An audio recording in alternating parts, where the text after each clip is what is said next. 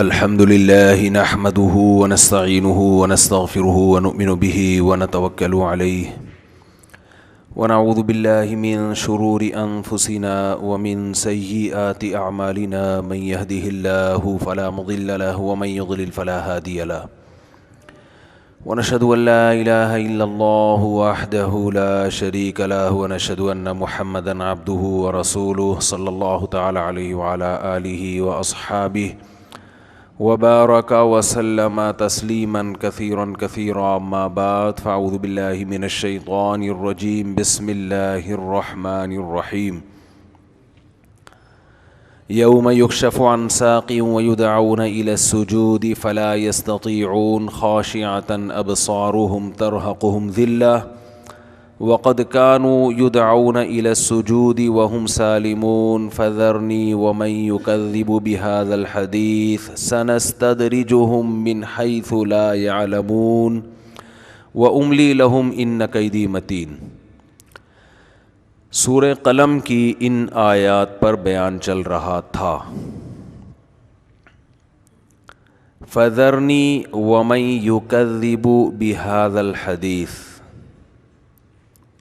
دعوت دینے والے کو اس میں خطاب ہے کہ جو لوگوں کو حق کی طرف دعوت دیتے ہیں۔ تین طبقے ہیں اور ہر امت میں یہ تین طبقے ہوا کرتے ہیں۔ ایک طبقہ وہ ہوتا ہے جو گناہوں میں پڑا رہتا ہے، اس کو شریعت کے احکامات کی کوئی پرواہ نہیں ہے کہ اسلام کیا کہتا ہے، شریعت کیا کہتی ہے۔ وہ کہتے ہیں کہ یہ مولویوں کی باتیں مولویوں پہ ہی جچتی ہیں۔ ایک طبقہ وہ ہے جو برائی سے بچتا ہے، اسلام کو فالو کرتا ہے، شریعت کے احکام کے پیچھے چلتا ہے، لیکن اس کو دوسروں کی فکر نہیں ہے، بس وہ اپنی دنیا میں مست ہے، مگن ہے، اپنی نماز، اپنا روزہ، میں بچ جاؤں کسی طرح بس۔ تیسرا طبقہ وہ ہے جو یہ چاہتا ہے کہ میں اپنے آپ کو بھی بچاؤں اور دوسروں کو بھی بچاؤں۔ یہ تین طبقے ہر امت میں ہوا کرتے ہیں۔ تو اس میں یہ جو تیسرا طبقہ ہے نا، فذرنی ومن یکذب بہذا الحدیث، اس میں اس تیسرے طبقے کو خطاب ہے کہ جو لوگوں کی ہدایت کی فکر کرتا ہے مگر اسے مایوسی ملتی ہے، لوگ اس کی بات سنتے نہیں ہیں، سنتے ہیں تو غلط اعتراضات کرتے ہیں، مذاق اڑاتے ہیں، باتیں بناتے ہیں، بدنامی کا اور کیچڑ اچھالنے کا کوئی موقع ہاتھ سے جانے نہیں دیتے۔ کیونکہ دیکھیں، کوئی اپنی زندگی میں مگن ہو نا تو لوگوں کو اس سے تکلیف نہیں ہوتی۔ بھائی یہ کر رہا ہے، اپنے ہر آدمی کا اپنا ایک دین ہوتا ہے، اس پہ چل رہا ہے، چلتا رہے۔ کوئی ہندو اگر مندر جاتا ہے تو کسی مسلمان کو تکلیف ہوتی ہے اس سے؟ بولے بھائی، نہیں ہوتی، نہ اس کے خاندان میں کسی کو ہوگی، جا بھائی تو، نہ گورنمنٹ کو ہوتی ہے کوئی تکلیف، بھائی جا رہا ہے تو جا، تجھے کس نے منع کیا ہے۔ کوئی عیسائی اگر چرچ جائے گا کسی کو تکلیف ہوگی؟ ہندو کو، بھائی اس کا مذہب ہے، جا بھائی تو چرچ جا، تو جو مرضی کر۔ ایک اور مثال دے دوں، خواتین بیٹھی ہوئی ہوں گی، کوئی 4 شادیاں کرے، کسی کو تکلیف ہوتی ہے؟ نہیں ہوتی نا۔ تکلیف جب ہوگی جب دوسروں کو بھی ترغیب دے رہا ہو۔ سمجھ میں آ رہی ہے بات؟ کیا ہو گیا؟ کوئی خود کر لے تو کر رہا ہے بھائی، ان کا پرسنل مسئلہ ہے۔ ہاں بیوی کو ہو، اس کے سسرال والوں کو ہو، وہ تو اس لیے کہ ان پہ تو زد پڑی ہے نا، لیکن نارملی عام پبلک کو نہیں ہوتی بھائی، ان کا پرسنل میٹر ہے، جتنی چاہے کرے وہ۔ لیکن اگر وہ دعوت دے گا تو پھر سب کو تکلیف ہوگی، بھائی تم نے کر لی، دوسروں کو کیوں کروا رہے ہو بھائی۔ تو مسائل جو کھڑے ہوتے ہیں وہ داعی کے ساتھ کھڑے ہوتے ہیں، جو دعوت کا کام کرتا ہے، جو لوگوں کو نہیں بلاتا، معاشرے کی اصلاح کی کوشش نہیں کرتا، اس سے لوگوں کو مسائل تھوڑی ہوتے ہیں. سمجھ میں آ رہی ہے بات کہ نہیں آ رہی ہے؟ جو کسی بھی سطح پہ لوگوں کو حق کی طرف بلائے گا نا، مسائل اس کے ساتھ ہوں گے. یہ قرآن سے بھی ثابت ہے، مشاہدے سے بھی ثابت ہے. اچھا پہلے میں یہ بتا دوں 3 طبقے کیسے بنتے ہیں. یہ ہر قوم میں ہوتے ہیں. بنی اسرائیل کو اللہ تعالیٰ نے حکم دیا کہ ہفتے کے دن تم نے مچھلی کا شکار نہیں کرنا. اس سے یہ بھی پتہ چلتا ہے کہ مچھلی بڑی خاندانی چیز ہے، کیونکہ اللہ گناہوں کی وجہ سے جو چیز ناجائز کر دے نا، تو وہ یہ اس کی علامت ہوتی ہے کہ یہ اچھی چیز ہے، کیونکہ گناہوں کی وجہ سے سزا ملتی ہے. تو سزا میں غلط چیزیں حرام، سزا میں کبھی ڈالڈا حرام تھوڑی ہوگا کہ بھئی فارمی مرغی حرام ہو گئی، دیسی کھا سکتے ہو فارمی نہیں کھا سکتے. یہ تو سزا تھوڑی، یہ تو نعمت ہو گئی نا. ارے کسی کو سزا میں آپ یہ کہہ سکتے ہو تمہاری سزا ہے کہ تم اب دیسی گھی کھاؤ گے اور ڈالڈے سے تم پرہیز کرو گے. وہ کہے گا سبحان اللہ، ایسی سزا، سبحان اللہ. 2-4 سزائیں اور ایسی مل جائیں تو ویسے ہی موٹے ہو جائیں گے. سزا دی جا رہی ہے کہ چینی تم پر حرام ہے، اب شہد کھاؤ تم. تو یہ سزا تو موسٹ ویلکم بھائی. تو جب گناہوں کی وجہ سے کسی کو سزا دی جاتی ہے تو اس سزا میں اچھی چیزوں پر پابندی لگائی جاتی ہے، جو آپ کی صحت کے لیے بھی اچھی ہو اور ذائقہ بھی ہو. تو قرآن میں ہمیں 2 چیزوں کی پابندیوں کا تذکرہ ملتا ہے جو گناہوں کی وجہ سے لگائی گئیں. 2 پابندیاں. ایک، اللہ نے جانور جو حلال جانور ہیں نا ان کی چربی حرام کر دی تھی یہودیوں پر، کہ تمہارے گناہوں کی وجہ سے تم پر یہ پابندی لگائی جا رہی ہے کہ جانور کا گوشت کھا سکتے ہو، چربی بولتے کیوں نہیں کھا سکتے. اس سے پتہ چلتا ہے کہ جو فیٹ، جو نیچرل فیٹ ہے نا، جو نیچرل چربی ہے قدرتی، وہ انسانی صحت کے لیے بہت. نہیں کھائی نا چربی تو یہ حال ہے، بولا ہی نہیں جا رہا. کھا کے بیٹھے ہوتے تو منہ سے خود بخود نکل رہا ہوتا. جو قدرتی چربی ہے نا جانور میں جو ہوتی ہے، وہ انسانی صحت کے لیے بہت مفید بھی ہے اور ٹیسٹی بھی ہے. لیکن مت ماری گئی ہے. جو فیٹ جانور میں ہوتا ہے، جو چربی جانور میں ہوتی ہے، جو اللہ نے اس لیے لگائی کہ اس میں گوشت کو اس میں پکا کے کھاؤ، اس کو نکال کے صاف ستھرا کر کے باہر پھینک دیتے ہیں. اور مارکیٹ سے کمپنی جو دے رہی ہے نا، جس کا یہ بھی نہیں پتا کہ پتہ نہیں بلیچ سے صاف کیا ہوا ہے یا کس سے صاف کیا ہوا ہے یہ آئل، وہ کمپنی کے تیل میں پکا کے کھا رہے ہیں. نہ وہ ٹیسٹ آئے گا اور نہ صحت اچھی ہوگی. یہ تو میرے کئی بیانات ہو چکے ہیں، ابھی میرا یہ ٹاپک نہیں ہے، جلدی سے سمیٹ کے. دمبا ساری زندگی گھی کا ڈبہ اٹھا کے گھومتا ہے اپنے ساتھ. وہ جو چکی ہے نا اس کی، وہ اصل میں گھی کا ڈبہ ہے. اتنا بوجھ اٹھا کے گھومتا ہے کہ جب میں کٹوں گا تو میں پکوں گا اسی ڈبے میں. یہ قدرت کی طرف سے انسان کا اکرام ہے کہ بھائی کمپنی بعض دفعہ کوئی پروڈکٹ آپ کو دیتی ہے تو مسالہ بھی ساتھ میں دے دیتی ہے کہ یہ مسالہ اسی میں پکا کے کھائیں آپ. تو اللہ نے ہمیں دمبے کا گوشت دیا، اور جس چربی میں وہ گوشت پکانا ہے، اللہ نے دمبے کو یہ آرڈر کیا کہ تیرے پیچھے میں یہ ڈبہ لگا رہا ہوں پورا. اور کتنی ٹینشن میں وہ ساری زندگی اس ڈبے کو اٹھا کے گھومتا ہے. اور جب ہم دمبا ذبح کرتے ہیں، وہ ڈبہ اٹھا کے ہم نے صابن بنانے والی کمپنی کو دے دیا، یا ہم نے وہ بیچ دیا کوڑیوں کے دام. وہ پھر اس کو کوئی صابن بنا رہا ہے، کوئی کیا بنا رہا ہے، کوئی چیل کووں کو کھلا رہا ہے. تو یہ بزنس ہے دنیا کا. بزنس اسی طرح چلتا ہے کہ لوگوں کو الو بناؤ اور مصنوعی چیزوں کی طرف لے کر آؤ جو انسانوں کی بنائی ہوئی ہیں. اس سے مارکیٹ میں ان کے پاس پیسہ آئے گا. جیسے بھینس اور گائے کے دودھ سے ہٹا دیا کہ وہ جراثیم والا ہے اور ڈبے پہ لے آئے، تو ڈبے کے دودھ میں صرف ایک ہی چیز ہے کہ جراثیم نہیں ہے. باقی جو پروٹین آپ کو چاہیے نا، وہ بھینس اور گائے کے جراثیم شدہ دودھ میں ملیں گے آپ کو، وہ ڈبے میں نہیں ملیں گے. یقین نہ آئے تو ایک گلاس بھینس کا وہ دودھ جو گوالا اپنی چیزیں ملا کے دیتا ہے لیکن اس میں پھر بھی بھینس کا دودھ ہوتا ہے, وہ پی کے سو اور ڈبے کا پی کے سو, زمین آسمان کا فرق ہے اس میں. تھوڑا فرق بھی نہیں ہے, تھوڑا بھی ہوتا ہے نا, ہم کہتے ہیں چلو تھوڑا بہت تو چلتا ہے, زمین آسمان کا فرق ہے. بھینس کا اور گائے کا دودھ پیو گے نا لال سرخ ہو جاؤ گے تھوڑے دنوں میں, ڈبے کا ساری زندگی پیتے رہو, سوال ہی پیدا نہیں ہوتا کہ آپ کے چہرے پہ سرخی آ جائے. میں ریٹن میں لکھ کے دینے کے لیے تیار ہوں, یہ اسٹیمپ کے ساتھ, اپنی اسٹیمپ کے ساتھ, اپنے سگنیچر کے ساتھ. ذرا سی بھی سرخی آئی تو آپ میرے اوپر کیس کر دینا کہ مفتی صاحب نے کہا تھا, دعویٰ کیا تھا, اور دیکھو یہ دعوے میں جھوٹے نکلے.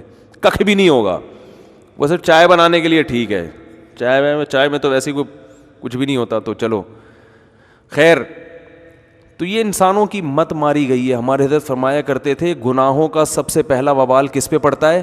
عقل پہ. کھوپڑی صحیح کام نہیں کرتی انسان کی. تو جو چربی قدرت نے پیدا کی ہے بھائی, وہ چربی کھاؤ یار. بچوں کو بچپن سے گوشت کو نا الگ کر کر کے وہ بالکل صاف ستھرا گوشت کھلاتے ہیں بچوں کو. او بھائی یہ بالکل ہیک آ رہی ہے. اب بچے دیسی گھی بھی نہیں کھا رہے آج کل, کہہ رہے ہیں ہیک آتی ہے اس میں, کیونکہ ان کو مصنوعی ٹیسٹ کا جب آپ نے عادی بنا دیا تو اب ان کو قدرتی چیزیں اچھی نہیں لگتی. تو کبھی ہمارے مشورے پہ دمبے کی چربی میں گوشت پکا کے اپنے خرچے پہ کھاؤ, مزہ نہ آئے پیسے واپس. ایسے لال ٹماٹر ہو جاؤ گے اور پیٹ ہضم بھی ہو, یہ چربی ہضم ہو جاتی ہے, آئل ہضم نہیں ہوتا. آپ تجربہ کر کے تو یہ چربی ہضم ہو جائے گی آپ کے. ہاں یہ ضرور ہے کہ جب ایسی چیزیں کھاؤ گے تو پھر تھوڑی سی ایکسرسائز بھی ضروری ہے. ایسا نہ ہو کہ کھا کے کمپیوٹر پہ بس بیٹھے تو دمبا بن جاؤ گے تھوڑے دنوں میں, اور وہ تو پہلے سے ہی بنے ہوئے ہو تو پھر پھٹا جاؤ گے, کیونکہ جتنی آپ کے اندر گنجائش تھی, اسپیس تھی, وہ فل ہو چکی ہے. ٹھیک ہے نا, مزید اس میں جگہ نہیں ہے. تو وہ یوٹیلائز بھی کرے انسان, تو دیکھو کیسی خاندانی صحت ہوتی ہے. تو یہی حال ہے. تو میں نے عرض کیا تھا کہ اللہ تعالیٰ نے یہودیوں پر کیا حرام کیا؟ دمبے کی. دیکھو بریانی جب پکتی ہے نا, کراچی کی بریانی مسالے والی, اب اس کا میرے بیان کا ایک فائدہ یہ ہوا کہ اب میں جہاں بھی کہیں دعوت پہ جاتا ہوں تو مسالے والی بریانی میرے سامنے رکھی جاتی ہے. بڑا فائدہ, وہ بیان بڑا ہٹ ہوا الحمدللہ, اور اس کا مجھے بڑا فائدہ ہو گیا, ورنہ لوگ سفید چاول لا کے رکھ دیتے تھے سامنے. اب مسالے والی بریانی لا کے رکھ رہے ہیں. اب لوگوں سے ایک اور گزارش ہے کہ بریانی آئل میں پکی ہوئی نہ ہو. آپ کبھی بریانی پکانی ہو نا, بڑے گوشت میں پکاؤ, چکن بریانی میں ٹیسٹ نہیں ہوتا. چکن میں ہی نہیں ہے تو اس کی بریانی میں کہاں سے ٹیسٹ ہے؟ ٹیسٹ ہمیشہ یا تو بیف میں یا مٹن بریانی میں ہوتا ہے, بکرے کے گوشت میں یا گائے کے گوشت میں. اور جب گائے کے گوشت میں آپ لوگ بریانی پکائیں تو اس میں سے چربی الگ نہ کریں.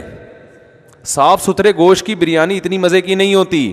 رواج میں پکی ہوئی ہو, تیل نہ ہو اس میں, آئل نہ ہو, یہی رواج ہو. وہ کھاتے ہوئے انسان اس رواج کو بے شک الگ کر دے. ارے جب بریانی کھانے کے لیے بیٹھے گا تو گوشت کو بے شک صاف کر دینا, ایک حد تک آئل ہضم ہوگا نا, یہ تھوڑی اب چربیائی صبح شام پھوڑنا شروع کر دے. لیکن اس سے جو ٹیسٹ آئے گا نا بریانی میں, وہ ہٹو بچو ہو جائے گا اور ہضم بھی ہوگی.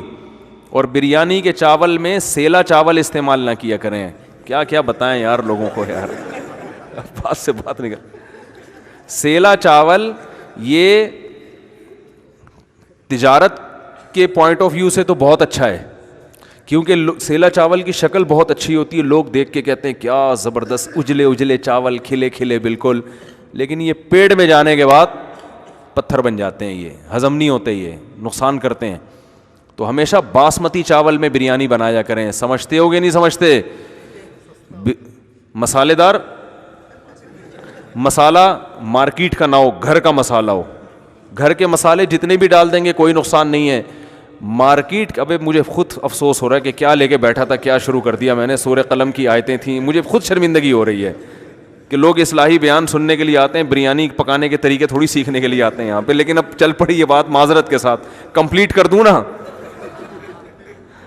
اب جب بات چل پڑی ہے تو نکالو یار اس کو, پھر آگے اصلاحی بیان شروع ہو جائے گا دوبارہ. تو بریانی کے میں جو مسالے ڈالو, یہ جو بازار کے مسالے ہوتے ہیں نا, ان میں پتہ نہیں کیا کیا کیمیکل ڈالا جا رہا ہوتا ہے. جو پیکنگ کے مسالے آتے ہیں, آپ یہی مسالہ گھر کا جب ڈالو گے وہ خوشبو نہیں آئے گی. لیکن آپ پیکنگ کے مسالہ ڈالو گے, دیگ سے ڈھکن ہٹے گا ایک دم خوشبو پھوٹے گی. تو یہ خوشبو یہ نیچرل نہیں ہے. بھائی وہی مسالہ گھر میں آپ ڈالو گے تو وہ خوشبو آ نہیں رہی ہے. یہ صرف ٹیسٹ کو بڑھانے کے لیے, اور پتہ نہیں کیا کیا کیمیکل ڈالے گی. کوئی ہماری ان پر اعتماد تھوڑی کیا جا سکتا ہے کمپنیوں پر. بھائی یہ پتہ نہیں ہمیں کیا کھلا رہے ہو. ان کا تو مقصد صرف ٹیسٹ کے لیے ان کو کچھ بھی ملانا پڑے یہ ملا دیں گے. صحتوں سے کھیلتے ہیں یہ. ایکسپورٹ جو ہوتا ہے نا مال باہر, وہ الگ چیز ہوتی ہے. جو ہمیں کھلائی جاتی ہے وہ بالکل الگ چیز ہوتی ہے. ایک مشہور شربت ہے, جب ایکسپورٹ ہوا تو اس پہ اتنے وہ لکھے, وہ انگور انار کی تصویریں, تو باہر ان کے جو خوراک کا محکمہ ہے اس نے پکڑ لیا. اس نے بولا یہ جو آپ نے اتنی شکلیں بنائی ہوئی ہیں یہ چیزیں اندر ہیں. انہوں نے کہا نہیں ہے تو شو کے لیے. انہوں نے کہا نکالو یہاں سے. لوگ کسٹمر دھوکے میں آ گئے, اس میں انگور بھی ہے اس میں انار بھی ہے. تو ان کے ہاں الگ معیار ہے, ہمارے ہاں یہی کمپنیاں باہر مال بھیجتی ہیں ایک دم ہٹو بچو ہوتا ہے. جب ہمیں کھلائیں گی تو بھائی وہ پھر کیا کیا مسائل لوگوں کے ساتھ کھڑے ہو رہے ہیں. کینسر ہو رہا ہے آنتوں کا لوگوں کو, پتہ نہیں کیا کھا رہے ہو آپ لوگ. تو اس لیے گھر کے مسالے. تو بریانی پکاؤ ہمیشہ. بولو نیٹ پر تو آج کل ہر چیز موجود ہے.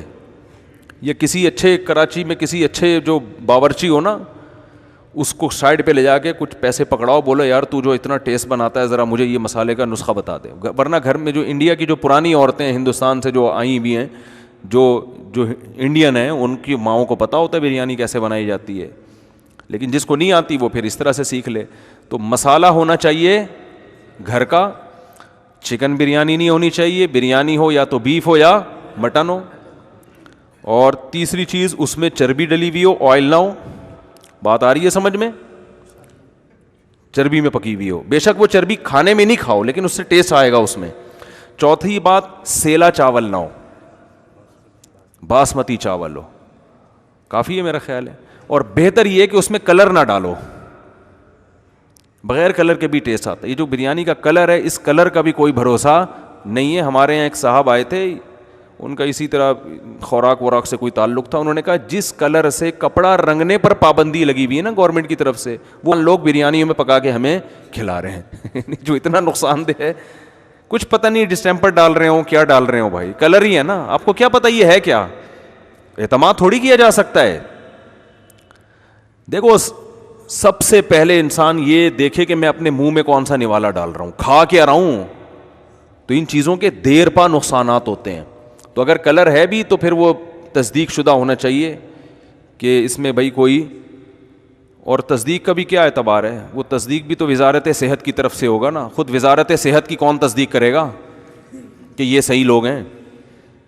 تو کچھ پتہ نہیں ہے بھائی, اس لیے کلر کا دیکھ کے کیا کرنا ہے, ٹیسٹ ہونا چاہیے. تو ایسے جب بریانی بنا کے آپ گرم گرم جب ڈھکن ہٹے گا نا, اوئے ہوئے, کھانے کی ضرورت ہی نہیں ہے. ڈھکن ہٹتے ہی آپ کو ایسی خوشبو آئے گی کہ, اور جب کھائیں گے تو جسم میں طاقت آئے گی انشاءاللہ. بیف بریانی ہوگی نا. چلو خیر, اب ہم آگے چلتے ہیں.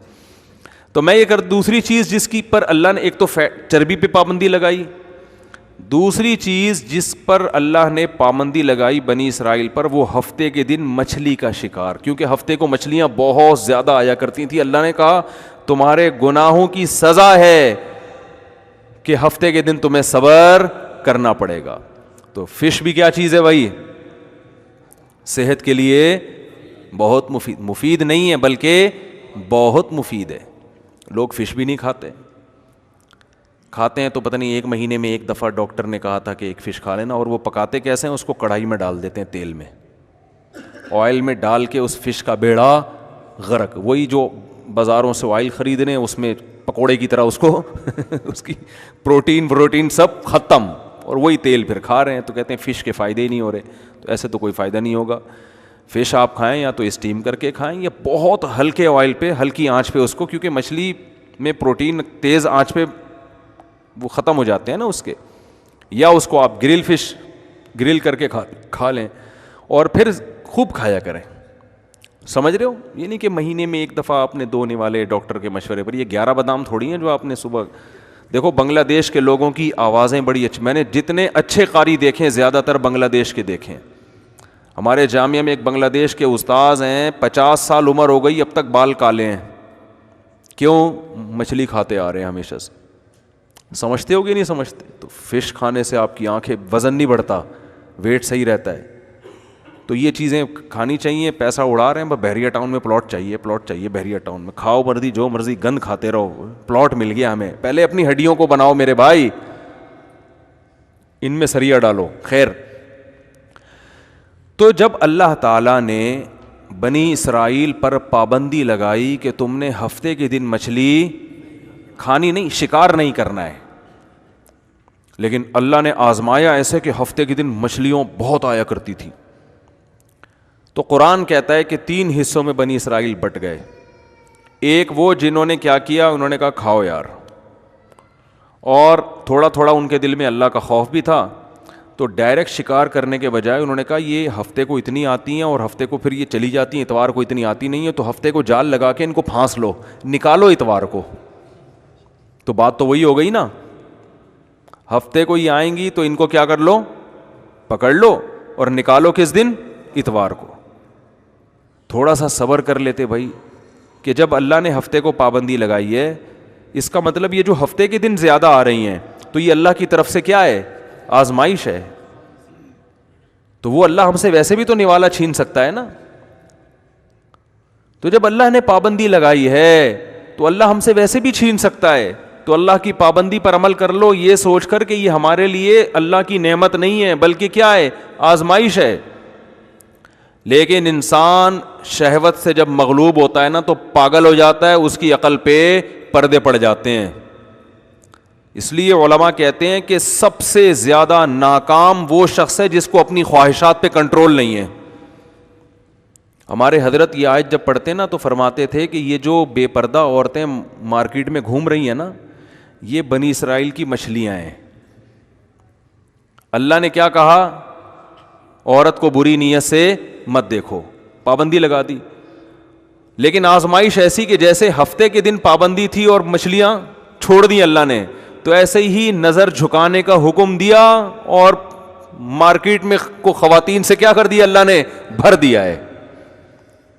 اب عقل مند یہ کہے گا کہ میں جس آنکھ سے عورت کو دیکھ کے حرام لذت حاصل کرتا ہوں, یہ آنکھ مجھے کس نے دی ہے, اللہ نے. اس عورت کو کس نے بنایا, اللہ نے. قل ارأيتم ان اخذ الله سمعكم وابصاركم وختم على قلوبكم من الہ غیر اللہ یاتیکم بی. اے نبی آپ ان سے پوچھئے کہ اگر اللہ تم سے دیکھنے کی طاقت کو سلب کر لے, سننے کی طاقت چھین لے, تو کوئی خدا ہے کہ اللہ کے ان نعمتوں کے چھیننے کے بعد وہ تمہیں یہ نعمتیں واپس لوٹا دے. کتنے لوگ ہیں بینائی چلی گئی, ڈاکٹر نے جواب دے دیا یہ بینائی واپس نہیں آ سکتی. یہاں ایک نوجوان ملنے کے لیے آیا, اس کی عمر 18 سال, کہہ رہا بیٹھے بیٹھے میری بینائی غائب ہو گئی, دنیا اندھیری ہو گئی, اور ڈاکٹروں نے بتایا کہ ایسی بیماری ہے اس کا کوئی علاج نہیں, یہ نہیں آ سکتی واپس, ساری زندگی کے لیے نابینا ہو گیا. کس قدر خوف کی بات ہے بھائی, کہ جو حرام لذت حاصل کر رہے ہیں وہ یہ بھی تو سوچیں کہ جس خدا نے دیکھنے پر پابندی لگائی ہے اس کو ابھی بھی پورا کنٹرول ہے, وہ دیکھ کے غافل نہیں ہوا ہے. وہ چاہے یہ بینائی ہم سے چھین سکتا ہے, نہیں چھین رہا تو اس کا یہ مطلب نہیں ہے کہ وہ ہم پہ مہربان ہے, اس کا مطلب اس سے بڑی سزا دینے کے لیے تیاری کر رہا ہے وہ.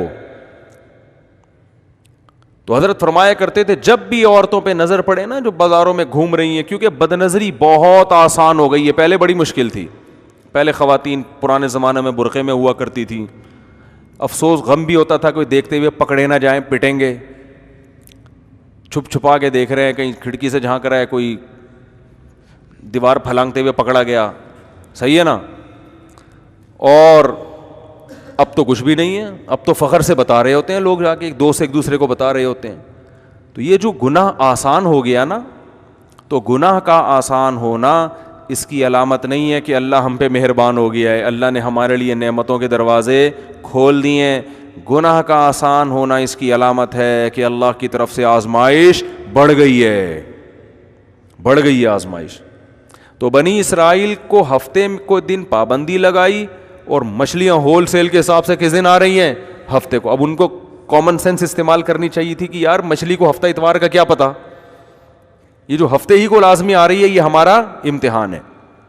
لیکن کیا کیا, ایک فریق نے کیا کیا, جال لگا دیا اور شکار کرنا جال لگا لیتے تھے ہفتے کو اور اتوار کو نکال لیا کرتے تھے کہ دل کے خوش کرنے کو غالب خیال اچھا ہے نا, کہ لوگ کہیں گے یار یہ تو منع کیا ہے پیغمبر نے, تو کہیں کوئی بات نہیں, ہم کوئی ہفتے کو تھوڑی, ہم تو اتوار کو نکال رہے ہیں شکار. تو یہ وہ ہیلا ہے جو حرام ہے. ہیلوں کی بھی دو قسمیں ہیں. ٹیلی ویژن پہ ایک مشہور اسکالر ہیں, میں نام نہیں لوں گا, اکثر آتے رہتے ہیں, تو کسی نے بتایا کہ ایک مفتی نے یہ ہیلا بتایا ہے, اگر اس ہیلے پر عمل کر لیں تو یہ چیز جائز ہو جائے گی. تو آج کل قرآن و حدیث کے نام پہ نا جو بھی بیٹھ جائے بس وہ حدیثوں کے ریفرنس پیش کر دے, لوگ متاثر ہوتے ہیں. تو انہوں نے فوراً کہا یہ ہیلے ویلے حنفی فقہا نے لکھے ہیں, حنفیوں کو لتاڑنا شروع کر دیا بیٹھ. یہ حنفی مولویوں کا کام ہے ہیلے بتانا, یہ سود سے بچنے کا ہیلا, یہ فلانے کام کا ہیلا. ہیلے اسلام میں کیا ہیں؟ حرام ہیں. اور پھر یہی بنی اسرائیل نے ہیلے کیے اور اللہ نے ان کو کیا دے دیا؟ عذاب دے دیا. تو میں تو تھا نہیں, میں نے کہا میں ان کے پاس بیٹھا ہوتا تو میں ان سے عرض کرتا, اور لوگ تو خوش ہوتے ہیں ماشاءاللہ, کیسی زبردست بات کی. اور حنفی سارے علماء جتنے بھی تھے ان کو کیا قرار دے دیا؟ گمراہ. اس لیے کہتے ہیں پراپر طریقے سے جب تک علم حاصل نہ ہونا انسان گمراہی پھیلاتا ہے. نیم ڈاکٹر خطرہ جان ہوتا ہے کہ نہیں ہوتا؟ نیم حکیم نیم ڈاکٹر. تو ایسے ہی نیم علم بھی کیا ہے؟ خطرہ ایمان ہے. قرآن سے ہی پتہ چلتا ہے کہ جائز ہیلے بھی ہوتے ہیں اور ناجائز ہیلے بھی ہوتے ہیں. بنی اسرائیل کا جو ہیلا تھا وہ بھی ہیلا تھا مگر حرام تھا. ایک ہیلا خود اللہ نے بتایا ہے. حضرت ایوب علیہ الصلاۃ والسلام جب بیمار تھے نا تو آپ کی زوجہ نے آپ کی بہت خدمت کی, بہت زیادہ خدمت کی. لیکن جب انسان بیمار ہوتا ہے تو طبیعت میں ذرا چڑچڑاپن پیدا ہو جاتا ہے, ایسا ہی ہے نا. تو کسی موقع پر خدمت میں ذرا کوتاہی ہو گئی تو حضرت ایوب علیہ السلام نے قسم اٹھائی کہ میں صحیح ہو گیا تو اللہ کی قسم تجھے 100 کوڑے ماروں گا میں. غصے میں نا حضرت ایوب علیہ السلام نے یہ قسم اٹھا لوں گا. اب جب غصہ ختم ہوا تو احساس ہوا کہ اتنی وفادار بیوی جو بیچاری اتنی خدمت کر رہی ہے, تھوڑی سی کوتاہی ہو گئی, اس کو کوڑے مارنا تو کسی بھی طرح بولو نا بنتا ہی نہیں ہے. لیکن پیغمبر قسم اٹھا کے پوری نہ کریں تو پیغمبر کو اس پہ بھی ضمیر مطمئن نہیں ہے. بھائی اللہ کے نام کی قسم اٹھائیے, کہ قسم اٹھا کے پورا نہ کرنا یہ تو اللہ کے نام کی ایک قسم کی, یعنی آپ نے اللہ کو وہ عظمت نہیں دی جو اس کا حق بنتا ہے.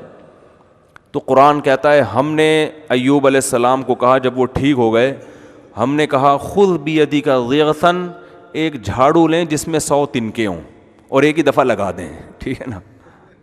ولا تحنس, اور آپ قسم میں حانس نہ ہو, قسم نہ توڑیں, قسم بھی پوری ہو جائے گی.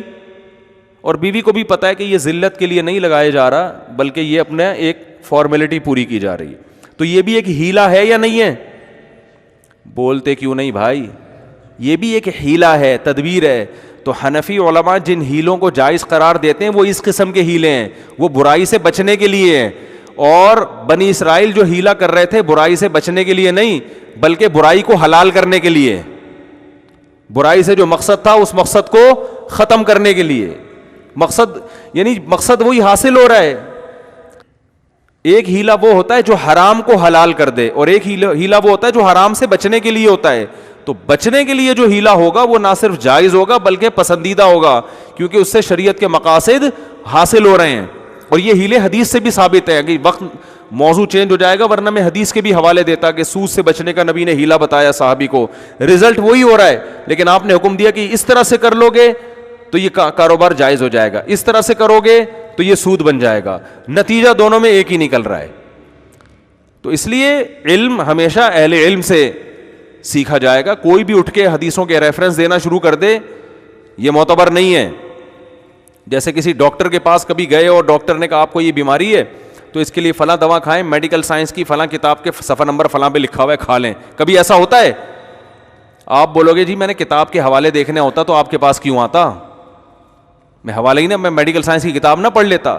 ڈاکٹر بتائے گا کہ بھائی یہ جو حوالہ ہے یہ کس کے لیے ہے اور کس کے لیے نہیں ہے, یہ ہر ایک کے لیے نہیں ہے. ہر چیز کتاب میں پوری ڈیٹیل سے تھوڑی ہوتی ہے. ڈاکٹر بتائے گا کہ بھائی یہ جو حوالہ لکھا ہوا ہے یا آپ نے اس بیماری میں یہ دوا کھانی ہے, میں دوسری کتاب کا بھی حوالہ دیتا ہوں کہ اس میں لکھا ہوا ہے کہ یہ ان لوگوں کے لیے جن کی عمر 60 سال سے زائد ہو, یا جن کو یہ بیماری نہ ہو. یہ 10 چیزیں ہوتی ہیں. اسی وجہ سے کبھی بھی میڈیکل سائنس میں حوالے نہیں لیے جاتے بلکہ ڈاکٹروں سے رابطہ کیا جاتا ہے. آپ کہہ سکتے ہیں ڈاکٹر فراڈی بھی ہوتے ہیں, تو بھائی ایک نمبر بھی تو ہوتے ہیں, تو یہ تحقیق کی جاتی ہے ان میں کون ایک نمبر ہے اور کون 2 نمبر ہے.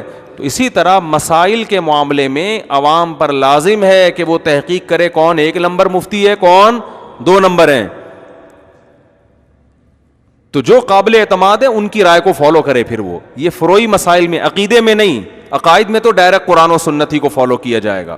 تو خیر, تو اللہ نے بتایا کہ بنی اسرائیل میں 3 جماعتیں بن گئیں. ایک جماعت وہ بن گئی جس نے دبا کے مچھلی کا شکار شروع کر دیا. ایک جماعت وہ ہو گئی جس نے مچھلی کا شکار نہیں کیا, انہوں نے اپنے آپ کو بچا لیا. لیکن ایک جماعت وہ تھی جنہوں نے اپنے آپ کو بچایا بھی اور جو شکار کر رہے تھے ان کو روکنے کی کوشش بھی شروع کر دی. تو یہ ہوتے ہیں نمبر 1. یہ کون ہوتے ہیں کہ بھائی خود بھی ٹھیک بننا ہے اور معاشرے کی اصلاح کی بھی کوشش کرنی ہے. اور ایسے ترغیب دی ان کو کہ وہ نہیں مان رہے تھے, وہ حیل و حجت شروع کر دی انہوں نے کہ ہم اتوار کو شکار کر رہے ہیں, ہفتے کو تھوڑی کر رہے ہیں.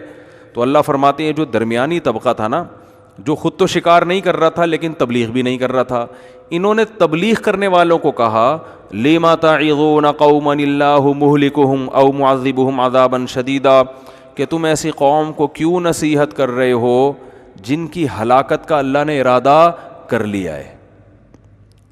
کیونکہ یہ تو ماننے والے نہیں ہیں, تو ان کو تبلیغ کا کیا فائدہ, چھوڑ دو ان کو اپنے حال پہ. یعنی انہوں نے جو دعوت دینے والے تھے ان کو بھی سمجھانا شروع کیا کہ انہوں نے تو مرنا ہی مرنا ہے. تو وہ جواب میں کیا کہتے ہیں, مَعْذِرَةً إِلَىٰ رَبِّكُمْ وَلَعَلَّهُمْ يَتَّقُونَ, شاید بچ جائیں. بھائی کتنی فکر تھی دیکھو ان میں, ان کو پتا تھا کہ یہ ماننے والے نہیں ہیں, لیکن کہا کہ یہ تو ہمارا خیال ہے نا کہ نہیں مانیں گے. 0.001% چانس تو ہے نا کہ شاید مان جائیں, شاید مان جائیں. 0.001% چانس ہے کہ شاید مان جائیں. اور اگر نہیں بھی مانے, معذرۃ الی ربکم, کل قیامت میں ہم اپنے رب کو کہہ سکیں گے کہ اللہ ہم نے روکنے کی کوشش کی تھی, تو ثواب تو مل جائے گا نا ہمیں. تو یہ کون لوگ ہوتے ہیں, خاندانی. کیا کہلاتے ہیں ایسے لوگ معاشرے میں, خاندانی, جو کہتے ہیں یار اپنا کام کیے جاؤ. تو یہ جو دعوت دینے والے لوگ ہوتے ہیں, اچھا اللہ نے پھر ہلاک کر دیا ان کو, بندر اور خنزیر بنا دیا. اللہ تعالی ہم سب کو بچائے.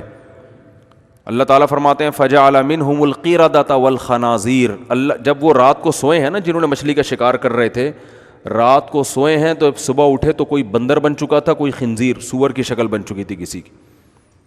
پھر حدیث میں آتا ہے 3 دن کے بعد اللہ نے ان سب کو ختم کر دیا. یہ جو نسلیں بندروں کی اور سور کی چل رہی ہیں, ان کا ان بنی اسرائیل سے کوئی تعلق نہیں ہے. لوگ ان کو پکڑ کے کوٹنا شروع کر دیتے ہیں بعض دفعہ کہ یار یہ وہی ہیں, انہوں نے نافرمانی کی تھی. تو اللہ نے ان کو ہلاک کر دیا, پھر ختم کر دیا اس نسل کو. تو یہاں جو آیتیں ہیں, ان آیتوں میں داعی کو کہا جا رہا ہے فَذَرْنِي وَمَن يُكَذِّبُ بِهَذَا الْحَدِيثِ, کہ دعوت دینے والے کے نا بہت سارے شعبے ہیں. تو اس میں ہر قسم کا داعی داخل ہے. دعوت تلوار کے زور سے بھی دی جاتی ہے, جو مجاہد دعوت دیتے ہیں. وہ دعوت کون سی ہوتی ہے, جہاد والی. اس سے بھی لوگ انسان کے بچے بعض دفعہ بن جاتے ہیں. تمیز سے بات سمجھ میں نہیں آ رہی ہوتی, مسئلہ ہی نہیں حل ہو کے دے رہا کشمیر کا اور مختلف جگہوں کا, تو پھر کیا ہوتا ہے کہ بھئی ملک اپنی فوج چڑھاتے ہیں, فوج اور جو ہے وہ لڑنے والے لوگ پھر ان کے ساتھ جاتے ہیں. تو یہ بھی دعوت کیا ہے.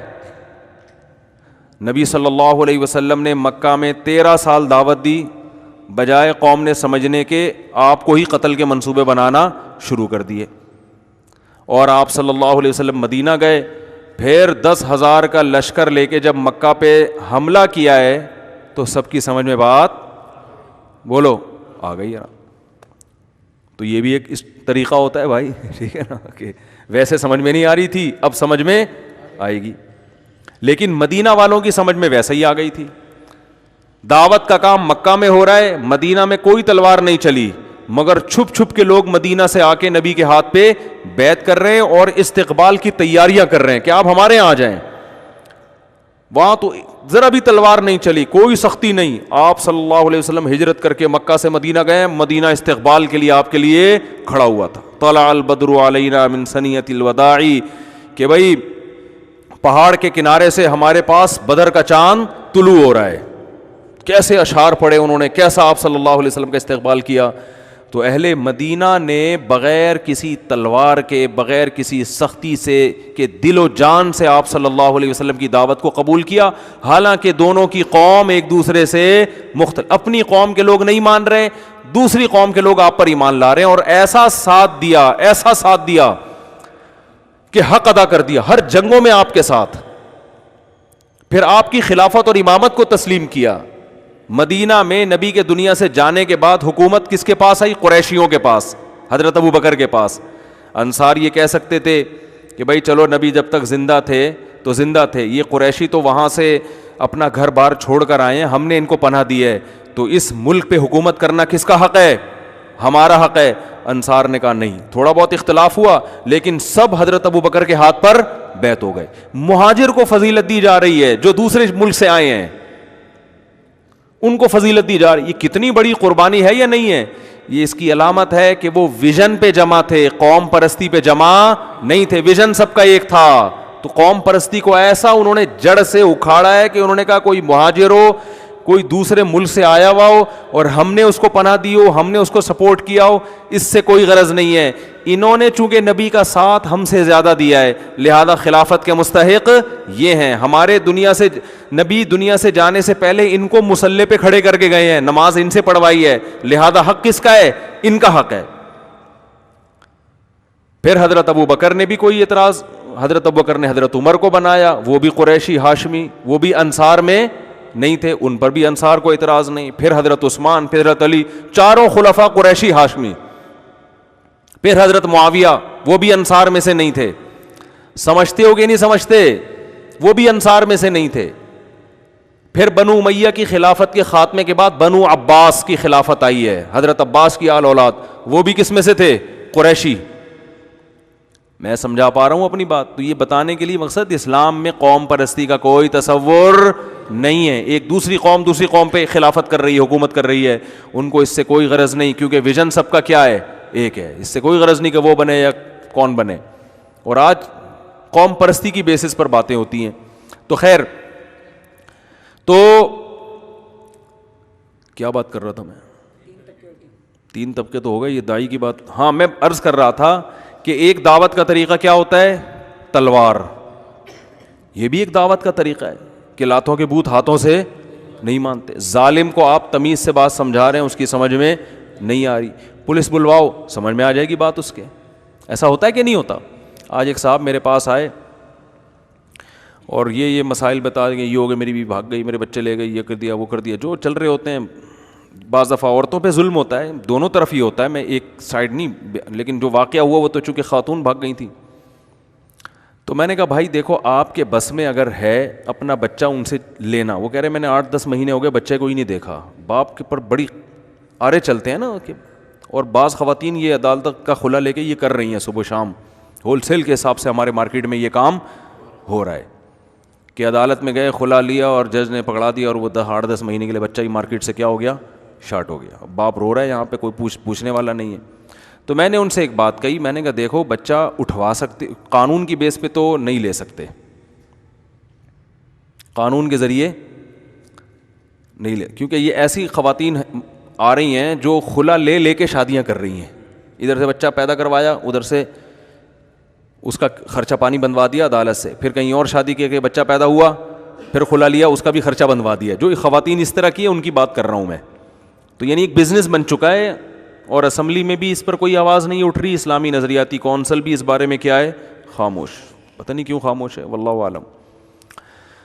تو میں نے ان سے کہا, میں نے کہا دیکھو آپ کے بس میں جو چیز نہیں ہے نا اس پہ پریشان مت ہو. کہہ رہے نہیں مجھے بیٹا یاد آ رہا ہے, ایسی رونے والی صورت ان کی, بیٹا یاد آ رہا ہے, بچہ یاد آ رہا ہے, میں کیا کروں میں.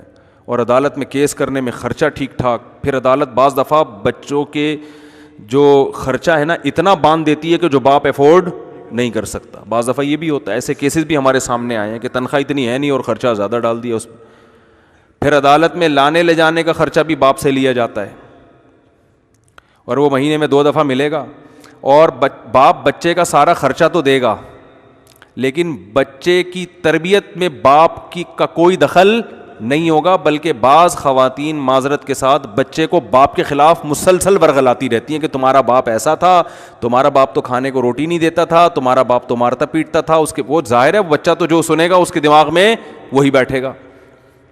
سب کی بات نہیں کر رہا میں مانتا ہوں بعض دفعہ بہت سی عورتوں پہ بھی ظلم ہو رہا ہے, میں ایک طرفہ بات نہیں کرتا کہ آپ سمجھے مردوں کی سائڈ لے رہا ہوں. بعض دفعہ الٹا کیس بھی ہوتا ہے, الٹی کہانی بھی ہو رہی ہوتی ہے, تو ان کو ہم پھر اس حساب سے مشورے دیتے ہیں. ان کو بھی ہم یہ کہتے ہیں کہ سیدھی انگلی سے گھی نہیں نکل رہا تو کیسے نکالو, ٹیڑھی انگلی سے نکالو. میں عورتوں کو بھی ایسے الٹے مشورے دیتا ہوں الحمدللہ, کیونکہ ہر جگہ اخلاق نہیں چلتے. بس محبت سے رہو, کیوں محبت سے رہو, تمیز سے زندگی گزار رہے ہیں تو محبت سے رہو, دفعہ ورنہ یہاں سے پھلترو کی طرح کیوں چپکایا ہوا اس کو اپنے ساتھ. ارے جب ایک آدمی خرچہ نہیں دے رہا, عورت کا بیسک خرچہ نہیں دے رہا, بیسک شادی ہوئی ہے تو گھر پرووائڈ کرنا مرد کی ذمہ داری ہے یا نہیں ہے؟ وہ گھر کا کرایہ نہیں دے رہا کمبخت, وہ راشن نہیں ڈال رہا گھر کے اندر. اب عورت کو لوگ مشورہ دینے نہیں, جوڑ پیدا کرنے کے لیے اخلاق سے اپنے آہستہ آہستہ لائن پہ آ جائے گا. تو بھائی ٹھیک ہے, 6 مہینے لائن پہ لانے کے لیے آپ اس کو رکھو, 6 مہینے اس کو تمیز سے محبت سے سمجھاؤ. سالے بھی آ کے سمجھائیں بھائی یار خیال کرو, لاوارث نہیں ہے, اس کے پیچھے لوگ ہیں, کچھ خیال کیا کرو. بالکل ہی 6 مہینے غائب ہو جاتے ہو, مارکیٹ سے پتہ ہی نہیں ہوتا کہاں گئے. فون تو کر دیا کرو گھر میں, گھر والوں کو فکر ہوتی ہے. چلو کبھی لیٹ ہو گئے, کبھی ٹائم پہ بھی آ جایا کرو گھر میں. جو موٹی موٹی چیزیں ہیں وہ حق تو ادا کرنا پڑے گا نا. تو لیکن اگر بہنوئی یا آپ کا داماد یہ کام نہیں کر رہا تو 6 مہینے بہت ہے سمجھانے کے لیے. اس کے بعد پھر جب گھی سیدھی انگلی سے نہیں نکل رہا تو کیسے نکالنا ہے؟ بولتے کیوں نہیں, کیا ہو گیا, ٹیڑھی انگلی سے. زیادہ محبت تمیز ایک حد تک ہوتی ہے بس. یہ سمجھ رہے ہو کہ نہیں سمجھ رہے؟ انسان کا بچہ آج یا تو دیکھو, انسان اللہ کے خوف سے انسان بنتا ہے. اگر اللہ کا خوف نہیں ہے تو پھر انسانوں کا خوف جب تک اس کے اوپر نہیں ہوگا, پھر سالوں کو چاہیے سینگ لگا کے جایا کریں اس کے پاس. سمجھ, پھر تمیز کیا ہو گیا, پھر تمیز نہیں چلے گی, پھر ٹیڑھی آنکھیں یہاں رکھ کے بات کیا کرو. ایسے کیسز ہیں, میں آپ کو بتاؤں آپ حیران ہو جاؤ گے. میں نے کتنے الٹے مشورے لوگوں کو دیے ہیں. آپ بولو گے یار یہ مفتی صاحب ہے, یہ تو پٹوا رہے ہیں بندوں کو. حقیقت ہے. تو بھائی ایک حد تک, اور سیدھی بات کروایا کرو داماد اور بہنوئی سے. جب اس کو بولو نا بھائی تو راشن بھی نہیں گھر میں ڈال رہا, نہ آٹا ہے گھر میں, نہ دال ہے, نہ کھانا ہے, نہ کچھ بھی نہیں کر رہا, تو وہ قومی ترانے سنانا شروع کر دے گا. یہ بتائیے. اور عورتیں قومی ترانوں سے متاثر بہت ہوتی ہیں. وہ قومی ترانے ایکچولی یہ ہو گیا, ایکچولی, اس کو بول بھائی تیری یہ تیرا ہیڈ ایک ہے, یہ ہمارا ہیڈ ایک نہیں ہے. سمجھ رہے ہیں نا؟ تو خیر وہ ایکچولی کر کے نا ایسے روئے گا بھی, 1-2 آنسو بھی گرا دے گا, پھر وہ سب کو ترسانا, یار بیچارہ ہائے ہائے بہت محبت کرتا ہے اپنی بیوی سے, یار ان دونوں میں تو جدائی نہیں. محبت کرتا ہے تو آسمان سے تارے تو توڑ کے لانے کی باتیں کر رہا تھا, تو آٹا نہیں ڈال سکتا یار تو یہاں پہ. اپنی ذمہ داری کوئی پوری کرے, پھر گرجتا ہوا بھی اچھا لگتا ہے, برستا ہوا بھی اچھا لگتا ہے. ذمہ داری پوری نہیں کر رہا تو یہ ٹوپی ڈراموں میں کبھی بھی نہیں آیا کرو. میرے پاس لے آیا کرو, میں انشاءاللہ اس انسان کا بچہ بنا دوں گا 2 منٹ کے اندر. میرے پاس آتے ہیں نا کیسز, تو میاں بیوی بھی آتے ہیں. میں کبھی میاں کو سناتا ہوں ٹھیک ٹھاک, میں کہتا ہوں بھائی یہ ایران توران نہیں کرو. اور جو رشتہ لینے کے لیے آیا کرے نا, کبھی بہن کا بیٹی کا کوئی رشتہ لینے کے لیے آیا کرے, تو اس سے بھی بولو ٹو دا پوائنٹ, جو بات پوچھی ہے اس کا جواب دو. آپ کی ارننگ کتنی ہے وہ شروع کر دے گا ٹوپی ڈرامے. بس اللہ کا دیا الحمدللہ بہت کچھ ہے الحمدللہ, بس اللہ کا فضل ہے. اب بھائی تو کرتا کیا ہے, تیری تنخواہ کتنی ہے, بزنس ہے تو بتا نا. اتنے کماتا ہے تو کوئی بینک اکاؤنٹ ہے, لا ذرا اسٹیٹمنٹ دکھا. لا نہیں کہنے, لائیے کہیں گئے اس سے, لیکن تو کیوں نہیں, جو ایک نمبر ہوتا ہے نا وہ سب چیزیں 2 اور 2 4 کی طرح بیان کرتا ہے, اور جو 2 نمبر ہوتا ہے وہ ایران توران گھما رہا ہوتا ہے, ایکچولی کر کے ٹوپی ڈرامے کرتا ہے. تو میں سب کو ایسے مشورے دیتا ہوں. تو وہ ان کے ساتھ کیونکہ عورت نے ظلم کیا تھا, تو میں نے ان سے کہا, میں نے کہا دیکھو اب وہ بچہ لے کے مارکیٹ سے شارٹ ہو گئی, اور عدالت خرچہ بھی ڈال دے گی آپ کے اوپر, اور آپ ٹینشن میں پاگل ہو گئے. تو میں نے کہا بسوں کے پیچھے لکھا ہوتا ہے تپڑ ہے تو پاس کر ورنہ برداشت کر. ٹھیک ہے نا, یہ تو اصول ہے بھائی. میں نے کہا جو کام آپ کے بس میں ہے وہ چھوڑو نہیں, جو بس میں نہیں ہے اس پہ رو نہیں. اگر کوئی کام کر سکتے ہو, بچہ اٹھوا سکتے ہو, تو اٹھوا لو, سیدھی سی بات. پھر وہ جائے گی عدالت میں, تو آپ جاؤ عدالت میں, آپ عدالت سے بولو بھائی ہم تو دینے کے لیے تیار ہیں, بچپن میں بچے پر ماں کا حق ہے, ٹھیک ہے, لیکن کچھ ایگریمنٹ ہوں گے جو شریعت نے مجھے حق دیا ہے. ایگریمنٹ یہ ہوگا کہ میری مرضی کے بغیر یہ بچہ اسکول میں نہیں پڑھے گا, میری مرضی کے اسکول میں پڑھے گا یہ بچہ, سارا خرچہ میں اٹھاؤں گا, تو پھر اسکول بھی کس کی مرضی کا ہوگا, میری مرضی کا ہوگا. پھر ہفتے میں ایک رات یہ میرے ساتھ لازمی گزارے گا. عدالتیں ہفتے میں ایک رات بچے کو باپ کے ساتھ گزارنے نہیں, 15 دن میں ایک دفعہ ملاقات کرواتی ہیں. ظلم ہے یہ خدا نے حق دیا ہے کہ بچے کو باپ سے محروم نہیں کر سکتے آپ. آپ اس سے بولو کہ جج صاحب ہفتے میں ایک رات 24 گھنٹے بچہ کس کے پاس رہے گا, میرے پاس, تاکہ میں اس کو نانی اس کی دادی سے ملاؤں, خالہ سے پھوپھیوں سے ملاؤں, کزنوں سے ملاؤں, یہ اپنے خاندان سے اٹیچ رہے. 6 دن ماں کے پاس رہے گا, ایک دن بولو نا میرے پاس. میں ماں سے چھین تھوڑی رہا ہوں, اس کو چھین نہیں رہا میں اس کو ماں سے. ماں سے چھیننا تو ظلم ہے نا, چھوٹا بچہ تو ماں اس کی حقدار ہے, میں چھین نہیں رہا ماں سے. بلکہ عدالت جانے سے پہلے لڑکی والوں کو بٹھا کے یہ سمجھا دیا کرو کہ بھائی میں خرچہ دوں گا اس کا, اور خرچہ آپ کے کہنے سے نہیں, 2 مفتیوں کو درمیان میں ڈالو. کسی بھی ادارے کے کسی بھی مسلک کے 2 مفتی ہوں گے, وہ درمیان میں ڈلیں گے, جو نہ آپ کے ہوں گے نہ میرے ہوں گے, ٹھیک ہے نا. یہ میں آپ کو حل بتا رہا ہوں, اس طرح فیملی کے مسائل کو حل کیا کرو. نہیں حل ہوتے پھر آؤ بدماشی بھی بتاتا ہوں کیسے کرنی ہے. پھر یہ بہت کیسز آ رہے ہیں میرے پاس نا. تو لڑکی والوں کو بولو کہ بھائی آؤ بیٹھو, 2 علماء کو ہم حکم بناتے ہیں, ہم چونکہ مسلمان ہیں, علماء صحیح قرآن و سنت کی روشنی میں فیصلہ کریں گے. 2 علماء جو نہ آپ کے ہوں گے اور نہ وہ آپ کے چچا ماموں لگتے ہوں گے, نہ میرے چچا ماموں, تاکہ وہ کسی کی طرفداری نہ کریں. تو وہ 2 فیصلہ کریں گے کہ بچوں سے ملاقات کی کیا صورت, بولو نا, ممکن ہے. لڑکی والے اگر انصاف پسند ہوں گے نا تو اس پہ آ جائیں گے وہ کہ بھائی نہ ہماری نہ تمہاری, کس کی بھائی, اسلام کیا کہتے ہیں, علماء کیا کہتے ہیں اس بارے میں, تو اس پہ آ جائیں گے وہ. تو پھر حکم بناؤ 2 کو, 2 اس لیے کہ 1 کے بجائے 2 کے فیصلہ کرنے میں ایک جماعت بن جاتی ہے نا وہ, یا 3 کو حکم بنا دو. دارالعلوم کرنگی چلے جاؤ, جامعۃ الرشید چلے جاؤ, بنوری ٹاؤن چلے جاؤ, بڑے بڑے مدارس پڑھے ہوئے, آپ کا کسی اور مسلک سے تعلق ہے وہاں چلے جاؤ بھائی, ٹھیک ہے نا, کہیں بھی چلے جاؤ.